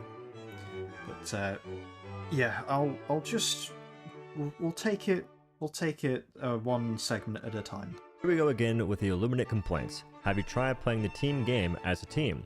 Have you tried to tailor your loadout to the Illuminate? Have you played the game? Let me break it down for you. Riveting stuff on the way for sure. Yeah, a bit of eye rolling here, but I feel like with that he's matching the energy of this message. So I don't feel like that's unwarranted, right? Use gas or some way to stun large groups or kill them. That's called crowd control. Use team play. Notice how you can assist players with heavy weaponry. You can speed up the Leviathan's death if you help or also shoot it. Ah yes, let's go ahead and shoot down Leviathans, wasting our time, and have more spawn endlessly. Yeah. Again, I feel like in this video particularly, he doesn't mention the fact that Leviathans do spawn once every 30 seconds on high difficulty. So, yeah, like I feel like if he included that, that would just be the final nail in the head of that argument. Sorry, final nail in the coffin for that point that that Goo Goo Bars made. But yeah, I do agree that like the intended effect is that you use team play, right? But the point he counters here is with, well, the spawn rates are just not worth it. And that's the correct point. But I also find it weird how he doesn't say anything about team play. But anyway, let's carry on. Top-notch stuff. Played the game before. Maybe stop letting the Watchers spawn enemies and realize that not every fight needs to be fought. For sure, everyone loves getting less kills in matches, so go ahead and just stop any dropships from happening, because who wants to sit there and mow down the enemies of democracy? Most folks are playing the game to win missions and not actually enjoy it. Also, yeah, I'm not gonna lie, kinda based, right? Like that genuinely is just like, yeah, if he wants to stand there and mow down enemies, he's going to do so because he wants to, and I respect that. Genuinely, 110% solid answer. top-notch advice. Sometimes 8 flesh mobs will eat your ammo. Maybe, instead of complaining, don't fight every group of enemies. Just ignore the 8 flesh mobs on the objective and walk away. Who cares about winning the mission? Okay. Here's like the, well, yeah, that one didn't really pass the vibe check. So yeah, not every fight needs to be fought. Sometimes 8 flesh mobs will eat your ammo. Maybe instead of complaining, don't fight every group of enemies. He's saying don't fight every group of enemies, not don't fight any group of enemies, right? Like, he's saying you need to be more selective and not fight everything you come across. And I'm not saying that is what this guy does. Right? I'm not saying this is what Odo does, but you know, I'm not saying, sorry, that Odo does fight every group of enemies and that's why he doesn't like it. But I am saying that, well, this isn't the point this guy's making. He's not saying you shouldn't fight the enemies on the objectives, right? He's not saying you shouldn't fight the enemies that are actually blocking you. You should be more selective about it. So he's saying you shouldn't fight every group of enemies you come across, not any groups. Sorry, just, yeah, that one felt like a bit of a straw man, because it's like, well, sorry, no, it's not a straw man, sorry. What's it called when you kind of, you kind of have a, like, you make a counterpoint, but you're deliberately omitting information that the original point made in order to create a counter. I don't know what that's called. I'm not well versed in this stuff, but yeah, it's kind of misinterpreting this. I feel like that might be a bit deliberate. But anyway, let's carry on. Bad at ammo conservation? Again, stop fighting everything, but have you tried better stratagems? Maybe quicker cooldowns like, I don't know, the gas strike for a stun and crowd control. It does crowd control, it doesn't stun, it confuses them. Maybe...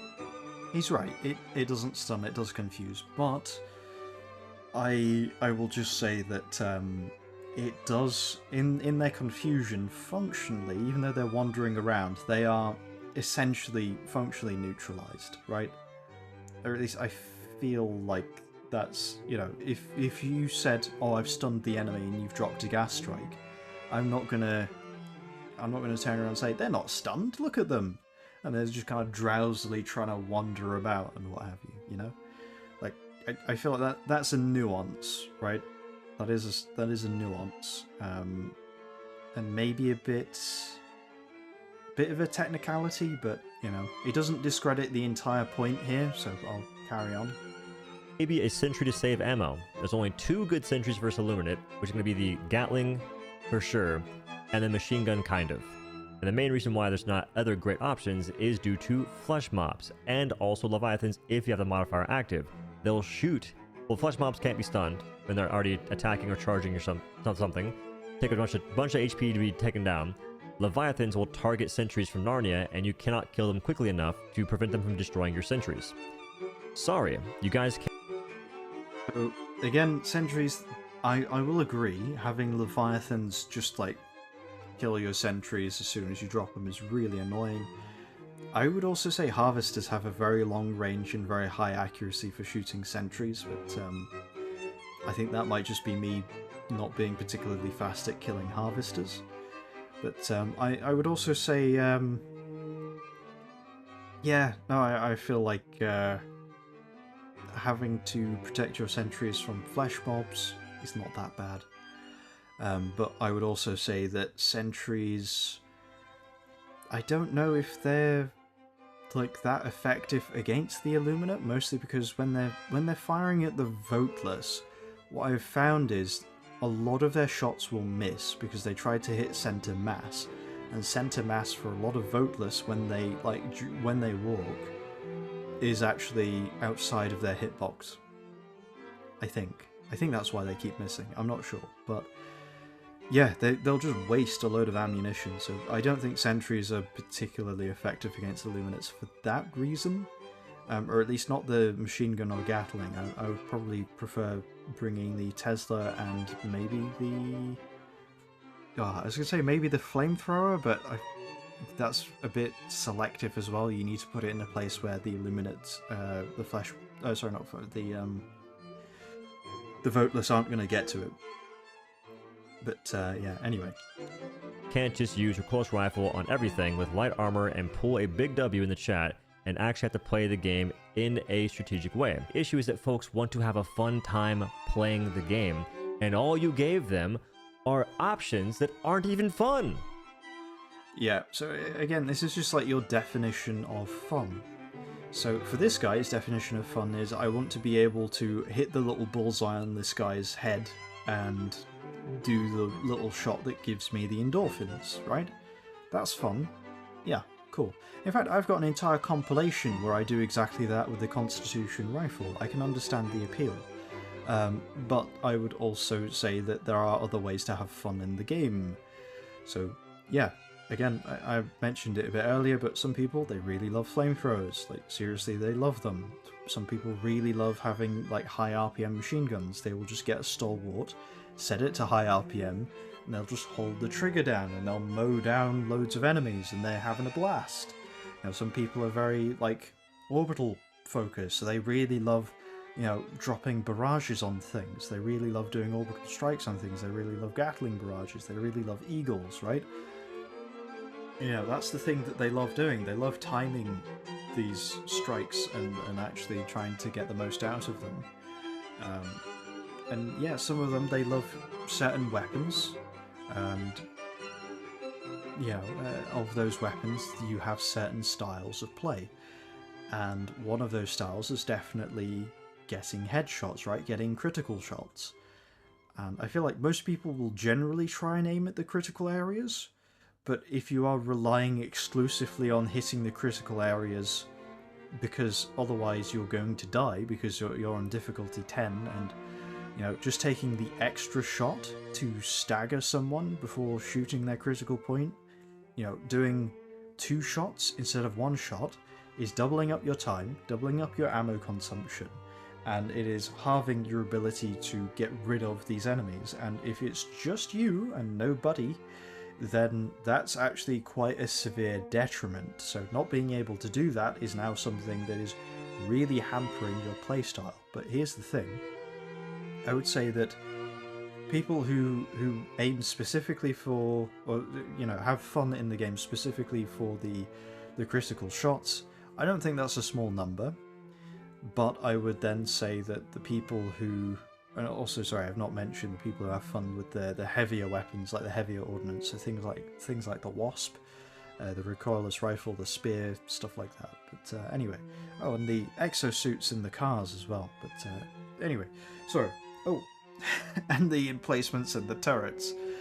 But yeah, there's plenty of ways to have fun in the game. It's not just you shoot the little magical shot that has the button that insta-kills it and you get the endorphins, right? That's not the only way you play the game. But anyway, sorry, very long-winded way of saying, a lot of people do try and aim for the critical areas, and in instances where there aren't any critical areas, that is a bit disappointing. I'll quite happily say, yeah, it is disappointing, but I would also say that it doesn't make the game unplayable. Or at least, like, I just feel like this wouldn't make the Illuminates necessarily the worst faction because, well, yeah, the War Strider has the same thing, right? There aren't really any weak points. You just need to have an anti-tank weapon, because if you don't have one, then you either need to run up to it and drop some thermite on its face, or you just need to deal with the fact that there's now a War Strider that you can't actually counter, or you need to use some orbital in a very clever way. Time that one right. But yeah, so that's a thing, and is it great? Not really, but is it something that completely ruins bots? No, because there are ways of countering it. It's just the way of countering it is no longer the way I used to play the game.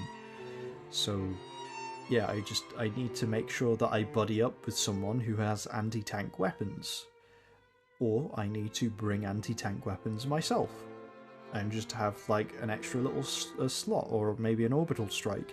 I just need to make sure that the War Strider stays still, or maybe I need to maybe I need to just change the way I play the game, change the weapons I'm bringing. So one of the things that was happening with the bugs, so the Brood Commander, I used to have a lot of trouble with the Brood Commander. I used to find them really annoying. They were the worst part about bugs for me. Worse than the Stalkers, and that's saying something, right? I hate Stalkers. But I found those really annoying because you shoot the head, and not only does it carry on going at you, it actually increases the speed of its approach. It'll mirror your movements 1-to-1, and it will do like this super fast attack, and it will do like a super fast double attack as well, to add insult to injury. Quite literal injury as well. In fact, if anything, it's to add further injury to an already existing injury that has just been inflicted upon me. So I found that really annoying, because worst case scenario, that's going to kill you. Best case scenario, that's going to leave you on like 1 health or like very little health, and you're going to need to stim. Either way, you're going to need, that's 1 stim gone. So the only way to counter that is just to sprint in the opposite direction, or dive and then sprint in the opposite. But you can't really evade it by diving left or right. But yeah, I found that really unbearably annoying. So how do you deal with this? Well, you could continue to just like mag dump into the headless corpse that is now like going towards you with a completely undeserved amount of coordination, or you can shoot the legs. Because if you shoot the legs, what's going to happen? Well, if you just sweep the legs with your weapon fire, one of two things will happen. Either you will, you'll cripple it to the point where its speed is now no longer a major problem. So you can now headshot it without any problems, or if you shoot the legs in a certain way, it will actually die, right? If it doesn't have any more suitable limbs, it will just like keel over and die, and it'll make the little sound effect, and it'll do the ragdoll, right?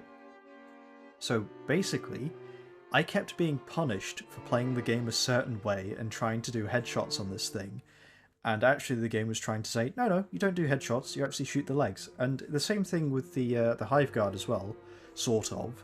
You don't do headshots with that, you shoot the little squishy bits between its armoured plates, right? So it's sort of a similar thing there, and when you think about it, it sort of makes sense, because with bugs, the head is the easiest thing to shoot. Like, genuinely, they face towards you, their head is quite large. When you look at their profile, their head covers most of their forward profile. So what's the reward for hitting the biggest part of your opponent? Well, nothing. You actually get discouraged from that. And it took me a long time to realise that that's what the game was doing, and I don't think that's the game's fault, I think that's my fault. For not really playing the game and like actually adapting to what it's throwing at me. But yeah. Anyway, sorry, this is a very long-winded way of basically me saying, well, I had to slightly adapt how I play the game, where I shoot, what I do, and in some instances, you know, who I actually buddy up with, because funnily enough, flamethrowers are not viable weapons in certain missions. So yeah, loads of people complain about this. So they basically say hunters can they can kill you if you have a flamethrower. Like, you can kill them, but they're gonna get like a good swipe on you before they keel over and die. So what do you do if you have a flamethrower? Well, you buddy up with someone who can deal with hunters. That's exactly what I do. If I have like any machine gun really that can appropriately deal with hunters, whether it's primary or support, doesn't matter, but I will buddy up with a flamethrower guy, because I know that he can absolutely put a tremendous amount of pressure on anything coming out of that bug breach, right? The crowd control is insane, but if I keep those bugs off of him, we're gonna breeze through this, right? But again, it's all about adjusting your playstyle to maximize your performance, and sometimes that means that you're not necessarily playing in the way that you originally wanted to, because if I have a machine gun, I might want to do something completely different. I don't want to babysit this flamethrower guy. I want to, like, you know, set it to high RPM and just blast through stuff. But actually, if there is a machine gun guy, well, I should probably set it to a lower RPM, so that I can sustain fire more, and I can more accurately fire at a smaller quantity of enemies that will potentially throw the flamethrower guy off his game, right? Like, I will cover people. And the same goes for, again, because I've watched his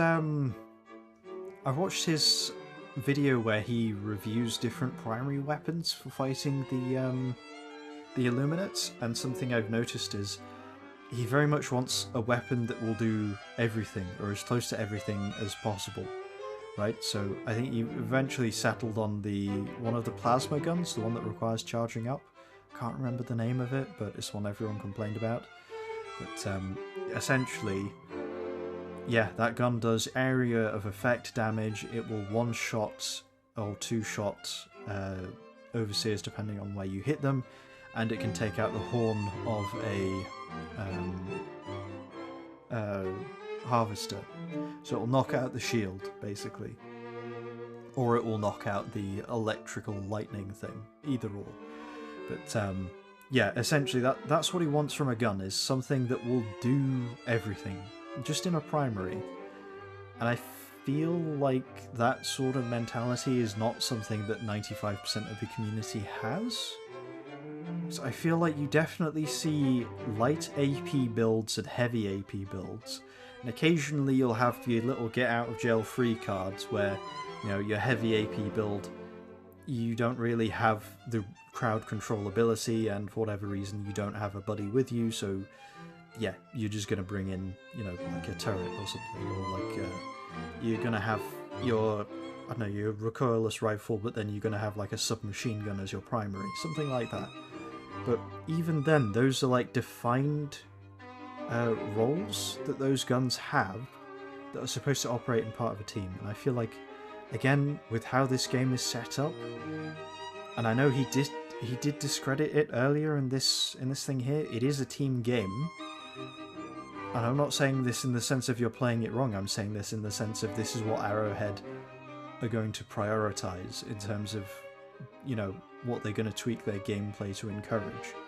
So, if their idea of how the game should be played differs from how you think the game should be played, I think that inevitably it's going to happen where Arrowhead are going to put things in the game that you don't necessarily enjoy or that you agree with, or actually things that are detrimental to the way you play the game and make it less fun. I feel like that's just a given for any game where you play it not the way where the developer intended for it to be played. And good games will generally be ways in which people play it largely the way the developers intended, whereas bad games that continue to receive updates will be games where developers still think people are playing the game how they envision when the reality is it's different. So in that respect, I do understand that he is voicing his opinion, and I don't think there's anything wrong with that. I think it's just one of those things where I think maybe he overestimates the value of his particular playstyle, which is mainly getting critical hits to down things in one shot at difficulty 10 by himself. No one else. But yeah, anyway, let's continue to listen to his final point here. And half of it wasn't even useful information. Fire is better than gas for Illuminate by a landslide. Gas Strike is not that good against Illuminate, honestly, in general. So why would you even... He's got a point here. I think Napalm Eagle and Orbital Napalm, both, if you've got a very large area that you need to crowd control, yeah, that's a good way of doing it, especially for the Illuminate, because pretty much all their units, with the exception of the Elevated Overseers, are susceptible to fire. And also, I think the Harvesters, maybe? I'm not 100% sure on those, though. But anyway. And suggest that. And shooting Leviathans down to win a mission strategically is the goofiest thing you could do. It's a waste of your time. They spawn endlessly. Avoid the modifier if you don't like Leviathans. Yeah, again, he says they spawn endlessly. It would be nice if he just said they spawn every 30 seconds on difficulty 10. That would have just been a nice little clarification. That's the honest truth. And if you like Leviathans, have fun wasting time shooting them down. If you're trying to win a mission, like if you enjoy it, go crazy. But why are people so confidently ignorant? And this is 100% the target audience for Arrowhead.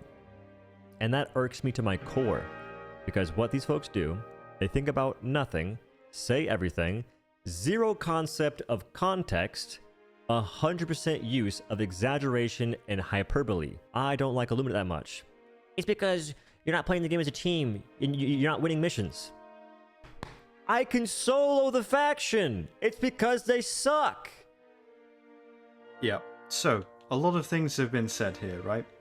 So, firstly, the part where he's basically saying, it irks me to my core that this is the core player base, right? It irks me, yeah, basically.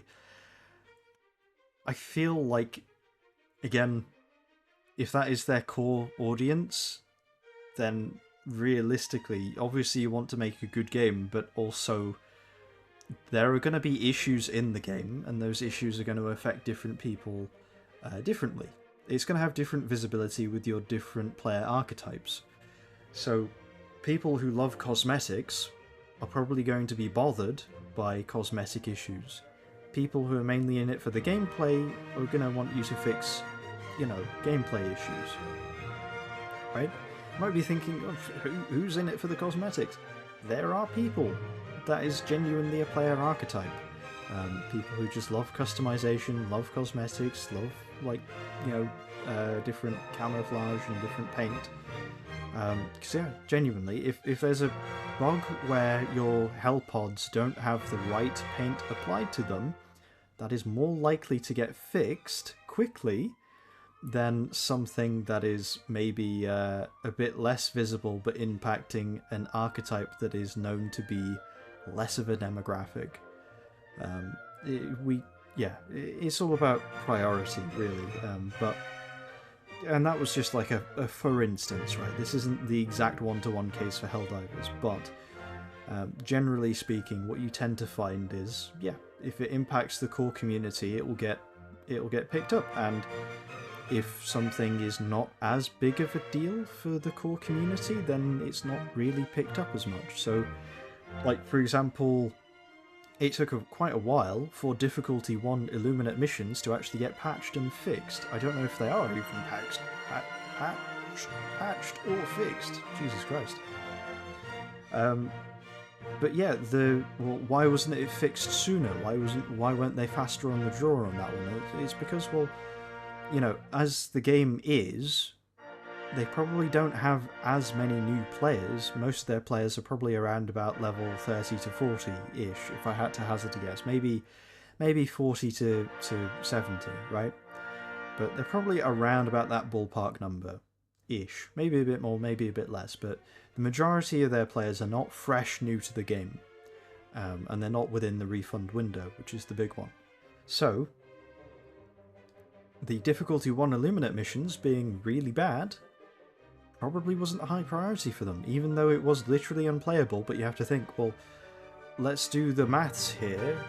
So let's say one quarter of our player base are noobs, right? I mean, that's a very high number. But let's say, I don't know, let's say 10% of our player base are complete noobs, right? And now 1/3 of that player base might pick Illuminate. So now we've got 1/3 of 10%, so we've got 3.3 recurring percent. So they might pick Illuminate, and they're going to do one mission. Now, how many of those people will do that one mission and then carry on trying to plow through instead of just, choosing a different faction? Probably a fraction of that, right? So we've got a fraction of a fraction, and this is where we get the idea of, well, certain things don't actually need to be addressed, because they're just not as high priority as other things, even though when you look at the issue, just on the surface, it seems like a really critical problem.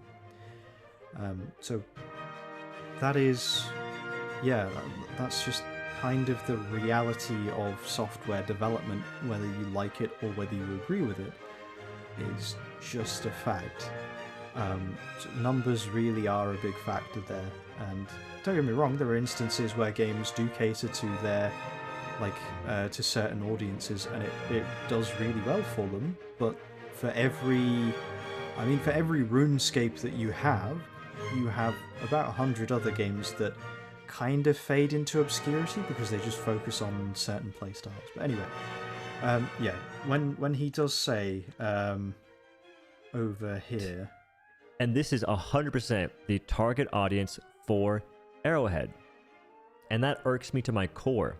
Because what these folks do, they think about nothing, say everything, zero concept of context, 100% use of exaggeration and hyperbole. I don't like Illuminate that much.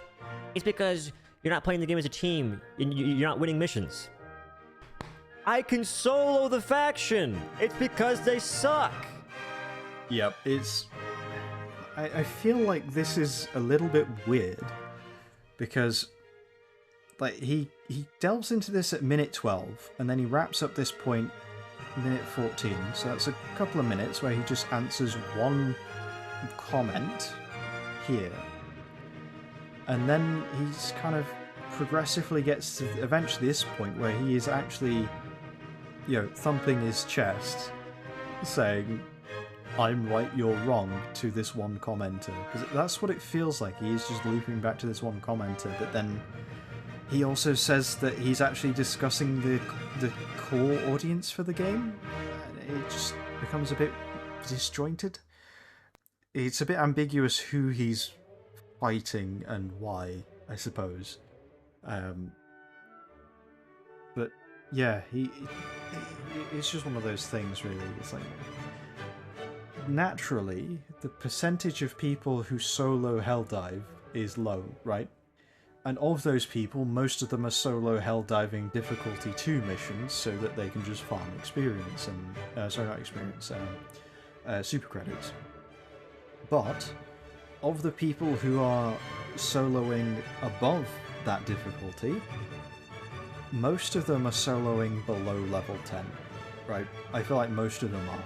You know, probably level 5, maybe 4 or 5, potentially 6 or 7. But those numbers will start to drop off the higher you get. So the number of people who will solo difficulty 10, I feel like is a fraction of the player base.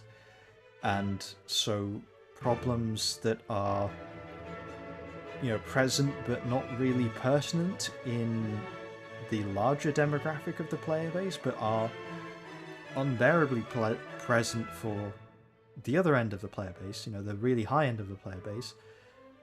I can understand why the high end would get frustrated by that, but at the same time you do need to be aware of, you know, the fact that one, you can't just basically call the core player base morons, because you're basically just saying the only thing they do, they think about nothing, they say everything, and they only use hyperbole. Okay. If I was an arsehole right now, I could go through this video and use every kind of exaggerated phrase that you've used. I'm not going to, because I'm not a prick. But I feel like that's kind of the level of argument that is. Because you kind of have to realise that, well, if you're going to pick a fight with, like, a very broad demographic, then you're going to see them make the same arguments again and again, and you need to, if you create an argument that isn't good enough for them, then you just need to either accept that you're not going to see eye to eye, try and understand where they're coming from and why they think that way, or try and rephrase and restructure your argument so that it feels a lot more reasonable to them and they, you know, they understand it better, right? So I mentioned here with we're talking about the high-end stuff and how that might impact high-end players, but that's not necessarily a pertinent problem to Arrowhead or the core community, so largely the problem just isn't actually going to get, you know, properly solved. But I also mentioned the other end of the spectrum before about the the difficulty 1, the tutorial, right? And how that is also a really big problem, but again, it has the same issue of, well, if a lot of players aren't really going to bump into it, and it's not really going to affect the majority of the community, then they're not really going to be, like, super duper on the ball in rebalancing difficulty 1 missions. So it's the same thing. I've tried to at least structure that in a way that is less... I'm not going to sit here and say, you're not playing the game right, because I feel like that's common. I'm trying to... I don't know, I'd like to think I'm trying to be good faith and take these arguments, like, or at least these points, as they were intended. But then this conclusion here, again, I know I skipped through quite a large bit and I just kind of went through the summary of what he went over. And again, I largely agree that the problems with the Illuminate do exist. I disagree with the fixes, because I think some of the fixes just are let me kill them faster, and I don't think that's a very interesting fix. I think adding different context to flesh mobs and different context to Leviathans would be more interesting. I don't think Overseers really need a stat change or a redo in models. I think they just need better a better signal to indicate what they're about to do. So that's better feedback for the player, so they can better kind of lead their shots. But yeah, it's just, again, it just doesn't come across very well when he starts literally thumping his chest and saying, I can do difficulty 10. It's because they're a bad faction. I can solo difficulty 10 as well. It's because they're a bad faction. It's like, okay. I'm not sure how I feel about that one, but definitely I get some weird vibes from that. Anyway, let's carry on. Next, 100% use of exaggeration and hyperbole. I don't like Illuminate that much. It's because you're not playing the game as a team, and you're not winning missions. I can solo the faction! It's because they suck! Also, I do find it a bit weird that he uses this, like, very, like, derisive tone when he's referring to the people who disagree with him. Yeah, I'm not sure how I feel about that one either, but let's carry on. That's why I don't like them. That's why I can't stand it. People will always try and find a reason instead of listening to what you're actually saying. If I say, I don't like Illuminate, then folks might say, it's because you solo it, bro, play as a team. I do play as a team. All the time! Okay. I've not done one of these in a while, but... I feel like your visuals are not helping your point, right? Because, like I mentioned earlier, the majority of this video, I think there's like 3 or 4 points where you're playing with a team, but if you look in the bottom left there, very closely at the preview, there is just one single orange icon. There's, okay, he's working in a team there, very cool, very cool. He's working in a team for a bit, orange, yep. Now he's working in a team again, cool, so that's 2. He's by himself, by himself, by himself, by himself, by himself. He's doing a solo run, sorry. He's in a team again, cool. And then he's back to solo again. Solo, solo, solo, solo. Yeah. He's in a team there as well. Cool. And he's back to soloing. He spends, I would say, over 80% of this video, the footage here, is just him playing solo, right? And then he's literally 10 seconds ago, he's saying, I can solo the faction at difficulty 10, while he was thumping his chest. And then he, 10 seconds later, says, I play in teams all the time. It's like, okay. The visuals don't reflect that, and I feel like this is a bit of a sharp turn. I'm not saying he doesn't play in teams all the time, I'm sure he does, but it's also worth noting that he probably plays solo more than most people do, and he plays difficulty 10 solo, which is more than most people do. Again, I will very rarely play solo, and I think... Yeah, I mean, I only usually play solo when the server is having issues connecting me with people. That's it. That's all. And even then, I don't play difficulty 10 solo.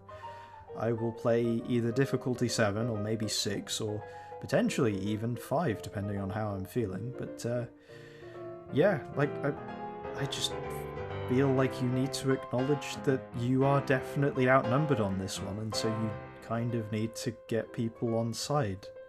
You know? Like, I feel like there's a reason why a lot of people are saying these things, and I feel like you can definitely create some better counter-arguments, because when he says, I don't like playing on Illuminates, he's mentioning all of the things that other people say, presumably more than just this one person in the comment, but it would be nice to actually showcase, maybe a screenshot or something, just to show how many of these he gets, right? Just like a little edit, you know? Just like, you can do it on Windows, it's Windows Shift S, and just paste that into Paint, and then save that as a PNG, slap it into whatever video editing tool you use, job done, right? But, yeah, anyway. Let's actually listen to his point, though. Folks might say, it's because you solo it, bro, play as a team. I do play as a team. All the time! Nothing changes that Illuminate are not well designed, especially not being in a 4-man group, which has its own issues of showing you that the game is not challenging based on the scaling. And speaking of which, it's funny they never mentioned lowering. Yep, so I just want to address that for a few moments, right? Well designed, especially not being... So he says that they're not well designed, and the improvements that he has offered is for the flesh mobs, less health points, and a way for me to kill them quicker, which is just essentially let me use an explosive weapon at the front and then another shot to the back and it's dead, right? So two-shot kill, right? That's essentially what he's advocating for. 2 explosive shots kills it. So you can, if you wanted to, throw a grenade, shoot it with an eruptor in the face. As it goes over the grenade, it'll detonate if you timed it right, and then that's it, it's dead, right? And then with Overseers, he wants bigger a bigger weak point here that you can just hit critically, and for Overseers to just not actually protect themselves with their arms, so just kind of walk around with their kind of chest very open, right? That's his fix. So again, so he can score those kills, those quick kills, more reliably. And Leviathans, he says, I should be able to, the big fix here, because oddly enough, he does mention the spawn times, but he doesn't mention that in fixing the Leviathans, I don't think. But he does mention, let me one-shot the Leviathans, you know, make it a difficult point to hit, but let me one-shot them. And I feel like that's just not a very interesting solution. Or at the very least, it's a solution that plays into a very single-minded approach of this is what makes game good. The ability to one-hit kill things. It's like, okay, very clearly you've got good aim and you worked on it and you're quite happy with that. Fair enough. These enemies are meant to do something a bit different. They want to do something a bit different with the game. I can understand that you don't agree with that, and I can even understand that maybe the majority of the community don't like that. That's absolutely fine. If something is unpopular, you can definitely appeal to that. But if you're finding that, because earlier here you definitely said that this is the target audience, this is the majority of the player base, and it irks you to your core. I feel like if the majority of people are disagreeing with you that these units are annoying, then maybe you might want to rephrase your argument, or maybe retry your approach, because, like, so far, I can definitely agree with most of the problems you've outlined here. I don't agree with you on the solution, but I agree with you on the problems. But if most people are not even agreeing with you on that, I think that might just be a problem with the way you're presenting your argument. And for the past, 4 minutes of this video, I can see why. Because we have gone from, a little bit of straw manning here, slightly, just very lightly, but largely matching the energy, to just literal chest thumping at one point, and saying, I solo difficulty 10, I know what I'm talking about. It's like, okay, most of the player base don't do solo difficulty 10. I think the developers don't really focus on that style of gameplay. So the fact that they're taking it in a different direction really shouldn't be a surprise, but hey-ho. Anyway, let's carry on. Being in a 4-man group, which has its own issues of showing you that the game is not challenging based on the scaling. And speaking of which, it's funny they never mentioned lowering difficulty. That is always the scapegoat answer that folks bring up when you have an issue with a faction. In this faction's case, lower difficulty level 5, you can still get Leviathan blockades. Okay. So, I understand what you're saying is lowering the difficulty will not remove these things. That's not the point. I feel like this is... I don't know if this is because someone explained this to him in a very bad way, or because... I don't want to imply, if I can help it, imply that he's intentionally misunderstanding this point, but basically, if you're on difficulty... from difficulty 7 perspective, because I usually play on 7, Leviathans exist, but they don't respawn every 30 seconds, and you don't have 6 of them floating around, right? You'll have maybe a few of them, maybe 2, potentially 3 at most. You kill one, they largely stay dead for a while, or at least you notice that you don't interact with them for a while, right?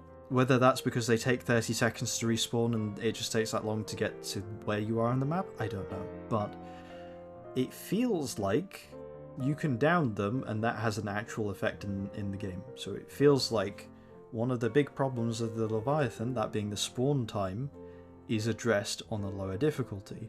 It feels like, again, flesh mobs, they are in lower difficulties, but they're less common, right? And less numerous when they are encountered. And again, that just means that even though you're encountering them less. So if you don't like fighting that particular enemy, you're not going to have to face them over and over and over again, right? It's like people complaining about the incendiary core, right? I don't like them. You know, I don't like the fact that they're, what was it, the inflammation in the I can't remember. The Devastator, their Shield Devastator, the one with the fire shotgun. I don't like the fact that that can very inconsistently damage you, right? Sometimes it'll hit you and you largely you're fine, you're not even set on fire. Sometimes it'll hit you and you're set on fire, sometimes it'll hit you and you're set on fire and it really damages you, right? It really damages you, and then sometimes it's just instant one-shot. Just instant. There's no reaction, there's no nothing, there's just instant one-shot. I don't like that that's inconsistent. I think it would be really annoying if it did consistently one-shot you, but there would be something that at least I could do about that. Like, I know I need to treat this with the danger that it deserves, and so actually if there is like a large formation of them, my team will recognize that that's a very real threat and they need to stop what they're doing and do something about that. But yeah, the problem right now is it's so inconsistent. I feel like weighing it in any meaningful way is impossible, or at least extremely difficult. But anyway, sorry, very long ramble to basically say, well, if you lower the difficulty, that lowers the severity of the problem. You're right, it doesn't remove it. It is still there, but lowering the difficulty, if you genuinely want to play Illuminates without encountering these as often, is a solution, right? It's like saying, oh, well, difficulty 8, you get loads of Hulks, or difficulty 9, you get loads of Hulks. But you still get Hulks in difficulty 3, so that doesn't solve the problem. And it's like, it kind of does, because you don't really encounter Hulks all that often, and when you do, it's not like a big problem, to be honest, because you can still, like, deal with them very easily at difficulty 3. But anyway, sorry. Let's actually listen to the full point he makes. In this faction's case, lower difficulty level 5, you can still get Leviathan blockades. Lower it to level 2, even 1, you'll still get flesh mobs. No matter what you do, you'll still have the glaring issues of the faction in your face. So there'll be issues, yeah. You can definitely look at them like that, but they won't be as glaring. I think that's the point that people are trying to make, is these units you have taken issue with, you're quite lucky because those are the higher level units, in inverted commas, right? Like, the Leviathans are definitely a higher level units, the Overseers are more elite. Funnily enough, you don't have issues with Harvesters, which is interesting. You actually quite enjoy Harvesters, but yeah, it's because you can one-shot Harvesters, obviously, that's why he likes them, but yeah, the flesh mobs as well, again, your difficulty will change how many of them spawn and the ratio, or at least I want to say that's the case, unless I'm proven wrong, which, again, if I am, I'll quite happily walk back and you know, I'll quite happily admit Egg and my face are in alignment if I am wrong, but yeah. Anyway, let's listen to what else he has to say. all I'm saying is that Helldivers, you have got to know what folks like about your game. Go into it more than you are currently. I know you have your own designs and desires for the game, which I think are scuffed. Like the Grunt Fantasy, kind of garbage. But you gotta level with the players a little bit. Just a little bit. Anyway, thanks for... Alright, so let's break that down a little bit, okay? So, because I found that really interesting, right? I really did. So let's actually just take that line by line.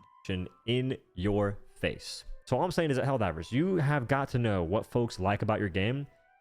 Go into it more than you are currently.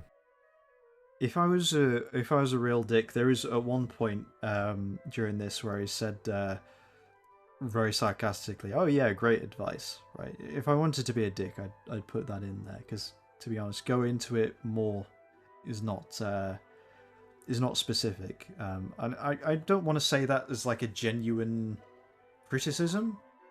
I want to say that more as I'm genuinely interested as to what he means by this, right? Because I feel like the lack of clarification doesn't help him.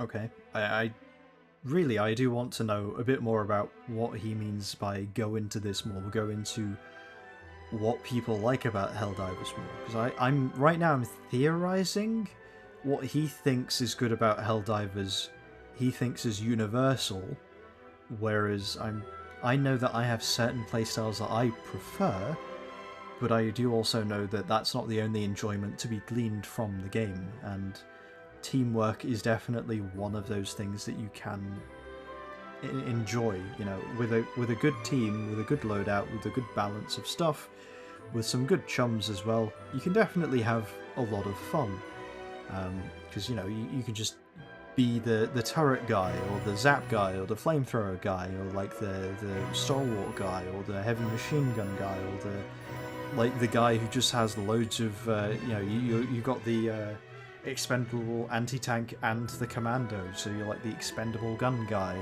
or the emplacement guy, and just dropping those down, you know. Like, it's quite fun. It's like, you know, you can just... There's a bit of memes in there as well, but yeah. I feel like there's some fun to be had there, where it's like, you're just dropping these expendable weapons all over the map, and people are... It's a bit of a meme, isn't it? Personally, my favourite character to play is the smoke guy. So what I do is I have smoke grenades, I have orbital smoke, eagle smoke, and I have gas strike as well. And then I'll just bring, I don't know, some support weapon or something. But that's my main thing. That's my angry smoke weapon. Or if I want to be particularly memey, I will not bring a support weapon, and I'll just bring the orbital EMP. So I'll basically just be like the most useless player in the entire lineup, in the entire team, but it's quite fun, right? But yeah, anyway, if you want to glean challenges from the game as well, again, team play, there's definitely plenty of fun to be had there. But yeah, when he says you need to listen to your players more, I get the feeling like he's not saying listen to your core player base, because way back over here-ish, he is saying this is the core player base and it irks me, and then he goes on to describe how they open their mouths without thinking, essentially. And it's like, well, if that's the core player base, and you're telling Arrowhead to listen to their player base, are you not telling them to listen to the people you disagree with? You know? Like, I obviously that's not the essence of the point he's trying to make here, but it's just like, who do you want them to listen to? Like, do you want them to mainly cater towards the high-level players, or do you want them to mainly cater towards... Because let's be real, you know, the players who are, you know, aiming for one-shot kills, they're not the players playing on difficulty 2, or 3, or 4, even 7, right? They're the people who are playing on difficulty 9 and 10. So, do you want them to cater more to the high level? And if so... like, make a genuine case for that, because it's not like I'm saying definitively there is no case to be made for that, because, well, there kind of is, right? Supreme Commander Forged Alliance is kind of an example of that. So, no, it's not a live service game, so it's a bit different. And yes, there is Forged Alliance Forever, which everyone plays, or most people play, some people play, a big chunk of people, but... yeah, sorry, they do cater towards that high skill ceiling, and that is how they've survived, and that's how they've kept going along for quite a while. And you get to the high level ceiling, and you get nothing but complaints about basically every change. But that's kind of what high level is. But yeah, so that's how they've survived, because it's a fairly old game. It's coming up on, like, I think it was 2007 it was made, so it's coming up on kind of 8 years old now. It's going on to a decade old in a couple of years, but yeah, that's how they've survived. So there are definitely examples of games where they cater to the high skill ceiling and it goes in their favour, and actually they kind of immortalize themselves in a way, almost. And it would be like, if that's the case he's making here, I would genuinely like to hear why he thinks Helldivers would benefit from that, and it would actually have a long-lasting, it will cement itself in gaming relevancy by doing that, as opposed to catering to like the more mid-level gameplay, right? So that's a genuine question. This isn't one where I'm asking a leading question. I've kind of thrown you a bit of a bone there and saying, no, this is a genuine answer. I'm not trying to pigeonhole you into an argument that I think doesn't work. I'm just trying to accurately gauge what he's trying to say without taking it out of context and without, kind of straw-manning him. But I'm just going to say I feel like he could delve into it a little bit more clearly. But let's just refresh ourselves with what else he says. I know you have your own designs and desires for the game, which I think are scuffed. Like the Grunt Fantasy, kind of garbage. Again, I feel like this, if anything, exemplifies the point that the game Constable Odo here wants to play.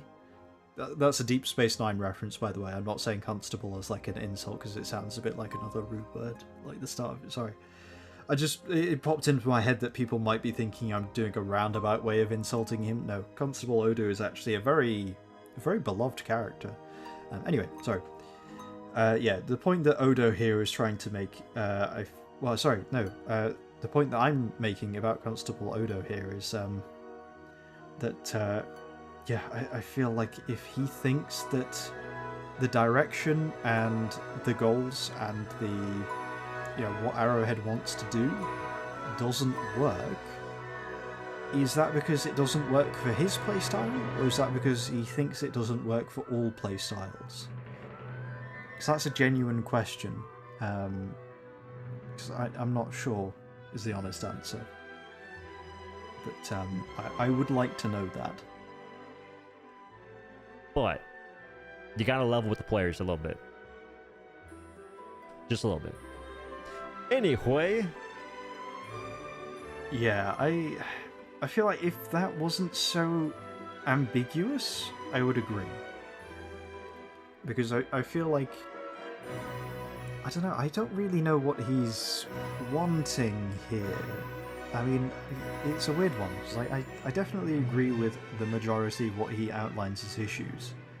I don't agree with the fixes, but when he says level with the players, because that has multiple tiers, right? So that could be this is kind of an issue, but it's mostly an issue for like the edge audience, not our core audience. So this is a lower priority. It's like, does he mean level with the players in that regard? Like just transparency with, we understand this is a departure from a lot of the design that we've put into previously, but we're just kind of testing things out, see how it goes.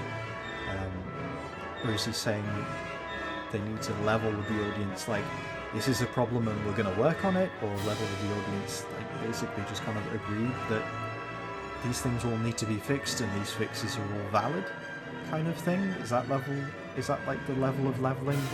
I don't know. There's multiple different ways you can interpret that, and I really don't want to be bad faith and interpret that in the worst possible way, so I'll just say it's a bit ambiguous. But, anyway, yeah, sorry, that's what my rabbit hole has been in lately, so that's why I've not done any Star Trek stuff, but don't worry, I will be doing some Star Trek stuff at some point, sometime, eventually. I'm trying to do an either Star Trek Into Darkness video or maybe a Star Trek 4, as in the Voyage Home. That's the one. Yep, trying to do that one. But yeah, it's just about actually. The thing with Star Trek Into Darkness is I've watched it so many times. Buying it again feels weird, but then I can't recite it off by heart, so I can't. I don't know how to kind of approach this, because there are points where I do need to double check to see if I'm right.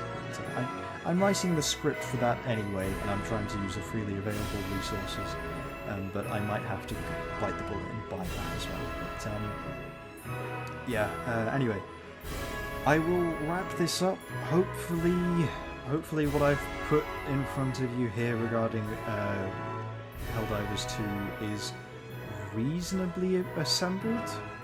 I feel like I've disagreed with some things, but I've tried to be a bit more reasonable with it. I feel like even when this chap is maybe, his visuals aren't, matching up with what he's saying, or maybe directly contradicting what he's saying, even in those instances, I feel like I am trying to take it in good faith. But if you feel like I haven't, or alternatively, if you feel like I've definitively gotten some things wrong, absolutely, you can let me know, and I will either amend the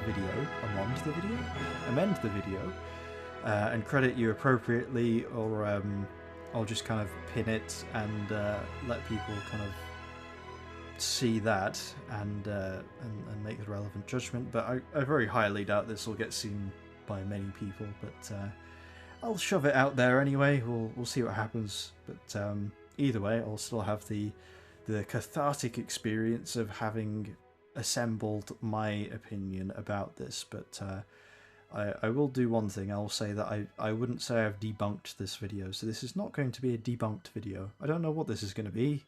Probably not part of any series, but anyway. I'll end the video here after saying he's going to end the video here about 3 times, but this time is different.